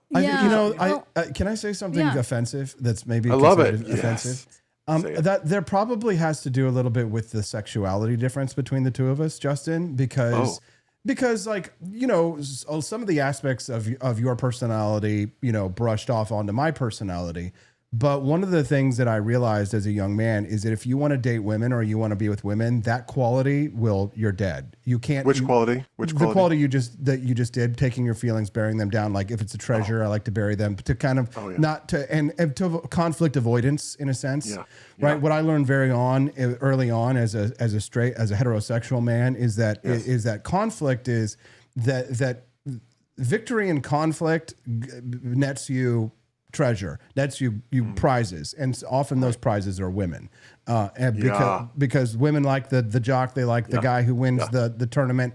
They want Karate Kid at the end, Daniel-san. She runs out, Daniel, because he wins the tournament. If he lost the tournament, she ended up leaving him anyway and breaking up with him in part 2. But he got the hotter Japanese chick anyway with bigger bazongas, so it was a win. Ali Sheedy was. No, you're right, Austin, because I think like we have. What you and I are, one thing I've learned is that two siblings can grow up in the same house, and Steffi, you can verify this. Mm-hmm. Two siblings can grow up in the same house and have completely different parents. Oh, my sister came out very different than me. Mm-hmm. My sister is just cool as a cucumber. I'm like Miss Anxiety. Yes. Yeah. So I think Austin and my programming is that the programming, and I'm working on it. And even me going and being a Republican is me working on it. Mm-hmm. But is this idea of like being a fawner, being a people pleaser? Because it's really in my system to be a people pleaser. But see, I chose fawning, or fawning was my survival strategy to grow up. That's worked for me. That's how I got through. I was the best little boy in the world. Mm-hmm. I was the best little boy in the world. And Austin didn't choose fawning. Austin chose fight. Mm-hmm. There's fight, flight, fawn, or freeze. And Austin was a fighter. So Austin chose fighting. Good, bad, or indifferent. That's why we, Austin and I, as children, would be in conflict, because Austin did not go along to get along. No. Austin didn't grow up. He didn't play by the rules. And for someone like me, who was very much a fawner and like you obey, you will do the rules, you do the right thing. I became the second policeman, to Austin, to be like, you get in line, boy, And that was a source of a lot of our early conflict as children, because Austin was a little fighter and I was the fawner. And I'm like, no, I was all about enforcing rules and regulations. Well, I just always saw that like a lot of these rules were arbitrary and weren't necessarily meant to inflict comfort on you as the person who's put comfort on the person who's putting the rule on you. Right. And in some cases, it may, when you're a child, it is in your own best interests to go along to listen to what your parents say. They're talking about some safety protocol, you're going to board a ship or something like that. Right. But like otherwise, if you're being bullied, and if you're, if for some reason, there are often circumstances where it's just like when you see a camera and you don't see a video and you don't see the 60 seconds that happened before the videotape without context. Mm-hmm. When an injustice is being done upon you, and I won't tolerate an injustice. Yeah. So if my parents were wrong, if they were like, oh, well, we saw you beating this kid up or something, and they didn't see the 60 seconds before where they took like a hot, a magnifying glass and burnt the back of my neck with it, there's a reason why I'm going apeshit. Right. But the thing is that you have to kind of like, the truth is that you have to, I wasn't a bad kid. I earned the right to do violence to my fellow students. Your characterological structure was just very different from mine. That's Right. all. Which is we had two very completely different sort of character structures. Well, there's a righteous violence. And when I say violence, Right. I also talk about like fighting in terms of words as well. Sure, And when you, sure. and the challenge is, especially if you're a hothead, is to kind of like regulate, modulate yourself. When is it really time to fight? You know, it's not always a good time to fight, probably, but maybe about 40% of the time is the time to fight. About 40% of the time is when you need to fight. Otherwise, you will get steamrolled. You will be a slave to other people. And even your politics is downstream of your childhood, believe it or not. I mean, I think it is. I think your politics is downstream of how you grew up, because you know, your belief system and how you believe is a direct result of how you felt as a person growing up as a child. So it's because it's congruence. We seek congruence in our lives of how we feel about things. So, you know, when you have a particular feeling about fighting and for justice and all of that, that is going to make you a particular way. You know, you're going to feel a certain way about that. And I think, you know, libertarianism or, you know, just sort of being against the grain is sort of hardwired in you know, your childhood patterns. Yeah. I mean, Dad. For me, I mean, Dad how did never I cared become a about pissing Democrat? people How did I off. become a Democrat? Because I was compliant. Yeah. How did I become a Democrat? Because I was compliant. Because I went along with the people that were around me. And it's like, well, that's what they believed. And so I was like, oh, okay, well, I don't want to make my friends angry, so I guess I'll just be a Democrat. I mean, that I didn't think about why I was a Democrat. I just was like, well, I'm supposed to be one. Yeah. That happens a lot, Austin. I'm sure it does. Yeah. Life comes at you fast, and if you don't sort of like start to step on the brakes, with other people will take as much rope as you can give them, and then they'll use that rope to hang you with. Right. And especially the experiences that I had running for office, getting, you know, I've been stabbed in the back. I had girlfriends who cheated on me. I had friends who stabbed me in the back, but I never experienced the kind of like utter betrayal and destruction of my individual person as when I ran for office, because at that point in time, you're naked. You're completely naked, and all of your sins and all of your faults are put out into public. Everything you've ever done wrong, everyone who's ever wronged you, everybody. Like, I still have like people from high school that will come out and attack me personally and publicly. And I experience that all of the time. And every day I get this hatred. So my skin is so thick. Yeah. So that small things, they just bounce off. And I'll tell you, it's, you know, heavy is the head that wears the crown, right? You'll be the king of your own kingdom. It can be lonely, but I will say that, like, God bless it, there's really nothing like having built your own island, your own fort, your own, and you only let in who you want to let in, like who can come into the gates. No enemies can come into the gates, and you've got a fortress and that doesn't have to be a fortress of solitude. It can be a fortress it can be your community, your friends, but you have to keep your friends close. You have to know how to close ranks. You have to know what your enemy is. I think that too many people don't know their enemy. They don't understand. They can't spot their enemies.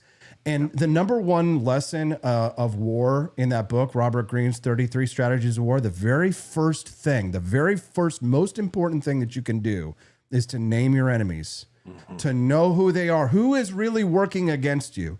Not in a paranoid, like overly paranoid way, but to some level, there's a healthy paranoia that you need to have, because people, you know, the guy who was the free candy in the truck doesn't really have puppies in his trunk. Well, and, you know, to the argument, it's like, well, we're talking about like the Christian faith and things like that, where it's like, oh, you know, enemies, oh, we should love our enemies. Yeah, okay, but then just read the Psalms. If you read the Psalms, like just go through the Psalms, they're always talking about their enemies. My enemies, God, protect me from my enemies, my enemies, my enemies, my enemies. It's all over the Psalms of like people that are coming to get you and attack you and want to take stuff away from you. So it's like, yeah, I mean, we have enemies. We really do. Yeah. We really do. You're right. Yeah, and it's important to name them. It's important to know who they are, and you know, don't just do it recklessly and go out and make as many enemies as you can, right, and burn every bridge. But you should choose your enemies deliberately. You should know, because the reason why ultimately is because most people don't know themselves. They don't know what they stand for. They don't know what their principles are. And so the first step in knowing who you are and knowing what you are is to know what you are not. I know I'm not that. I don't know really what I am, but I know I'm not that. I know I'm not that. And now you've joined the Republican Party, Justin, because you know you're not that. I know I'm not that. I know you're not that. And if look at them, those people are definitely making us their enemies. Absolutely. Right? Absolutely. Oh my They've gosh. declared us as their enemies. They've declared declared openly war on us. Yeah. Exactly. I don't, here's the thing. I don't want to have to pour hot boiling oil over the ramparts onto the heads of the barbarians at the gates trying to break it down and kill me and kill my family. I don't want to have to do that. But they're forcing me to do that. It reminds me of that quote from General Mattis about artillery. I think that the libertarians need to get rid of the non-aggression principle, and they need to adopt the philosophical attitude. This is metaphorically speaking, for don't cancel me for this, but this is a quote from Marine General James Mattis, who said, "I come in peace. I didn't bring artillery, but I'm pleading with you with tears in my eyes. If you fuck with me, I'll kill you all." Well, you said something I say all the time, Austin, and I'm going to say it here because it's just so good, because I repeat it all the time, which is, how many people have to die for me to give up my rights? All of them. All of them. Yeah, all of them. Everybody who's coming for them. Anybody who's coming for my rights. Justin Petersen, ladies and gentlemen. That's how the leftists see it. They That's see it right. as everyone needs to go. They want to kill us all. Yeah. That's why it says, don't tread on me. That's why it says, come and take it. Come and take it. Come and get it. Justin, we love you, bud. Anything you want to share with our audience before we let you go? No, this is always so much fun to do, and I'm always learning. I'm always continuing to learn, and you teach me so well. You're such a great teacher. Love you. And I just I don't know how I got over here into Tinker Toys, but here I am, and I will continue to learn and grow about whatever's happening in our society, which is crazy. So thanks for having me on. Love you, brother. 2 thumbs up for that. Bye, Steffi. 2 Bye, thumbs Steffi. up on Facebook Great for chat. that. Love you, brother. Love you so much. We'll see you next week. Bye-bye, Justin. Okay, so we've got bonus content. Bonus content. Bonus It's time content. to see Mickey Mouse. Yeah, we're going to see Mickey Mouse, and then we're going to see the 5-minute mini documentary. So we're going into overtime, which means you guys can't go away. Excuse me, I almost threw up. Oh my gosh. Don't go away. Oh my gosh. Too much talking. Don't go away. We'll be right back. It's the Wake Up America show on the For Liberty Network. Mickey Mouse will be joining us live, talk about why he fired Jimmy Kimmel. It's the Wake Up America show on the For Liberty Network.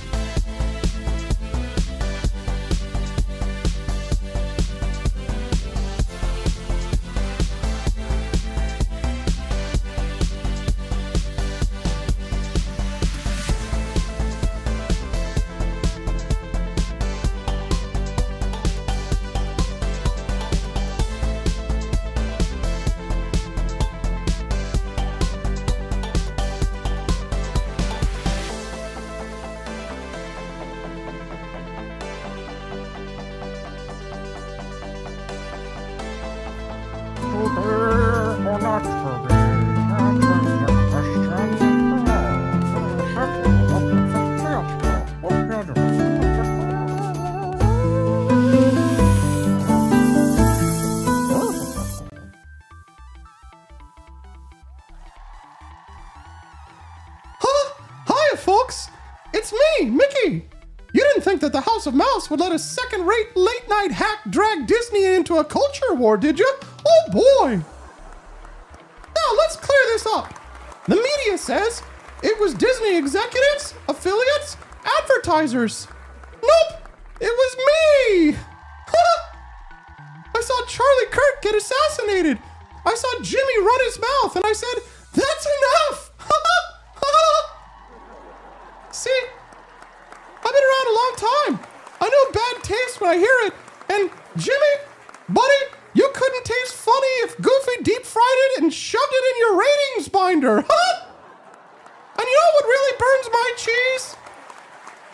Jimmy never grew out of the man show.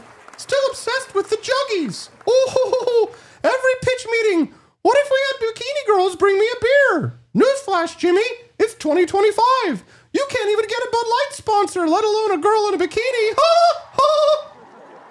And between you and me, pals, the only thing lower than Jimmy's ratings is his testosterone. Sorry, champ. You're flopping harder than Splash Mountain. And then there's Charlie Kirk. God rest his soul. The left danced on his grave like it was a TikTok trend. Disgusting. Even I was like, gosh, Pluto, is this what passes for compassion these days? You don't have to love the guy, but celebrating his murder? That's some real villain level stuff. That's like Scar from Lion King looking at you going, whoa, tone it down, champ. So yeah, I saw the outrage, the affiliates panicking, the advertisers whining, and I said, time to pull the plug.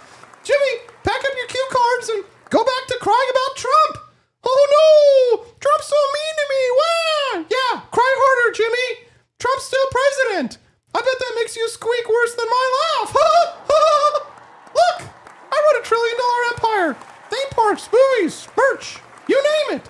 You think I'm gonna let Jimmy Kimmel tank that because he wants to audition for The View with a monologue about Charlie Kirk's death? Not on my watch. I mean, come on. Even The View has better ratings than Jimmy Kimmel. At least they know they're a joke. Jimmy thinks he's still hosting Nightline. And let me tell you, if Jimmy wants to keep working, maybe he can join Goofy's landscaping crew. He's already good at digging holes. Oh boy. So that's the truth, pals. Forget the spin. It wasn't Bob Iger. It wasn't advertisers. It wasn't affiliates. It was me, Mickey Mouse. I pulled the trigger on Jimmy Kimmel. Metaphorically, of course. Don't cancel me. Now, if you'll excuse me, I gotta get back to the Magic Kingdom. We've got churros to sell and woke princesses to recast. Oh, and one last thing, Jimmy. Remember, kids, dreams come true at Disney unless your ratings suck.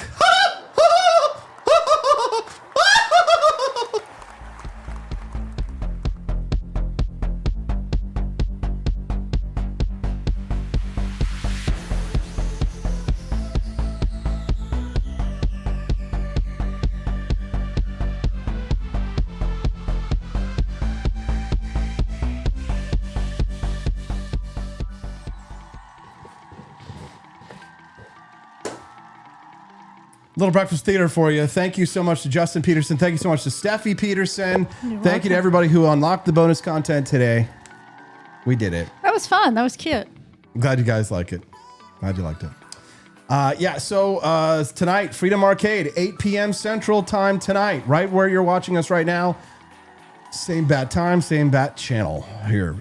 Freedom Arcade, we'll be having a good time. I'll announce the game that we're going to play before in the Discord server. So make sure that you are Discord server in the Freedom Arcade channel.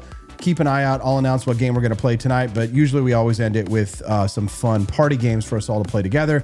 Remember, it is late night, so if you are a strict parent, then send the kids to bed, because sometimes we curse and say naughty words. Steffi, anything else that we need to say before we go?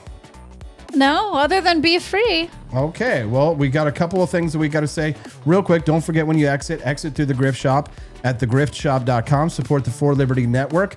When you go to the Grift Shop at thegriftshop.com, you'll find delicious coffees, teas, patriotic merchandise, anything that a good patriot would need to fight the war for our rights. Support the Wake Up America show at the Grift Shop at thegriftshop.com.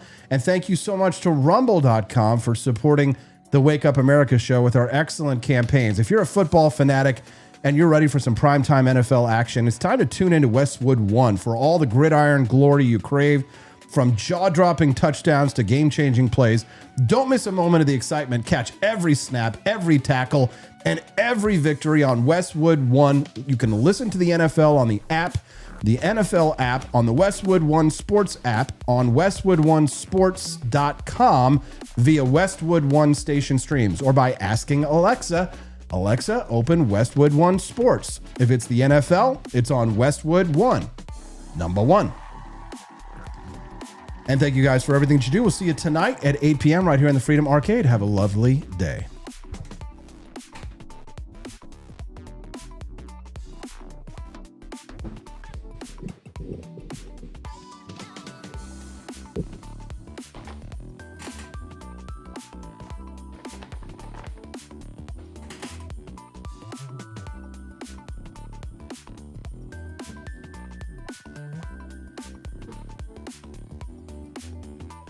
Chelsea F's baby, Teddy, both pseudonyms used at the family's request, was born with serious genetic problems, heart defects, breathing issues, and brain abnormalities.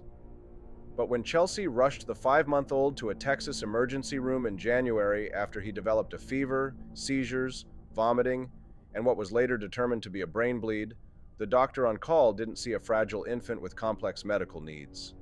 She accused Chelsea and her husband of child abuse. The hospital's child abuse pediatrician, CAP, accused Chelsea and her husband of shaking their baby. The diagnosis, now labeled abusive head trauma, AHT, is the rebranded form of shaken baby syndrome, a theory increasingly understood as junk science. The National Registry of Exonerations lists 34 people in 18 states who have had shaken baby convictions overturned. The CAP acknowledged baby Teddy's extensive health problems, but claimed she could not rule out trauma, even though Teddy showed no bruises or neck injuries, signs you would expect if a baby had been violently shaken. Child abuse pediatrics is relatively new, but it is embedded in children's hospitals across the country. Usually paid by the state, CAPs work closely with police and child protective services and decide if a child's injury or illness is due to abuse. Parents often mistake them for part of their child's care team, unaware that they may also be gathering evidence. Because of the accusation, Teddy was taken from his parents and placed in foster care. His parents were allowed to see him for only 2 hours a week. Their 2 older children were also removed by the Department of Family and Protective Services, DFPS, placed with a relative but still only accessible to their parents during supervised visits. Attorney Bradley Scalise, who also represented the family in the high-profile Boatwright child abuse case, took on their defense. He was alarmed to see shaken baby allegations still so common, despite the American Academy of Pediatrics, AAP, noting in its analysis of abusive head trauma that the classic triad of symptoms, brain bleed, hemorrhaging behind the eyes, swelling, may be present without a baby being shaken. Medical diseases that can mimic the findings commonly seen in AHT are increasingly recognized, according to AAP. Minor falls, viral illnesses, or medical conditions causing seizures can produce similar symptoms of AHT. Teddy, medically fragile from birth, had several risk factors. The underlying medical issues seemed to be completely ignored, Scalise told me. He also noted that the baby had hemorrhaging behind only one eye. How do you shake just one eye? The district attorney pressed ahead anyway, even threatening to bump the case up to aggravated circumstances. This is done when parents' behavior is deemed so heinous that the courts are allowed to speed up the process of terminating their rights. While Scalise assembled independent medical experts, Chelsea and her husband complied with every demand of DFPS, including attending parenting classes and undergoing psychological evaluations by a private psychologist rather than the state's, as allowed by Texas law. 6 months after Teddy was seized, half of his short life, the family finally faced a permanency hearing. The judge swiftly ordered all 3 children returned home. DFPS spokeswoman Tiffany Butler said the department could not discuss the case. But Scalise remains concerned about other shaken baby cases, including that of Robert Robertson, who has been on death row since 2003 after being convicted of allegedly shaking his chronically ill 2-year-old daughter to death, based on the same triad of symptoms. As CJ Sierramella reported in Reason in early 2025, Even the Texas legislature has stepped in, expressing major bipartisan doubts about the integrity of the death penalty in Roberson's case. His execution is currently set for October 16th. Bipartisan doubts be damned.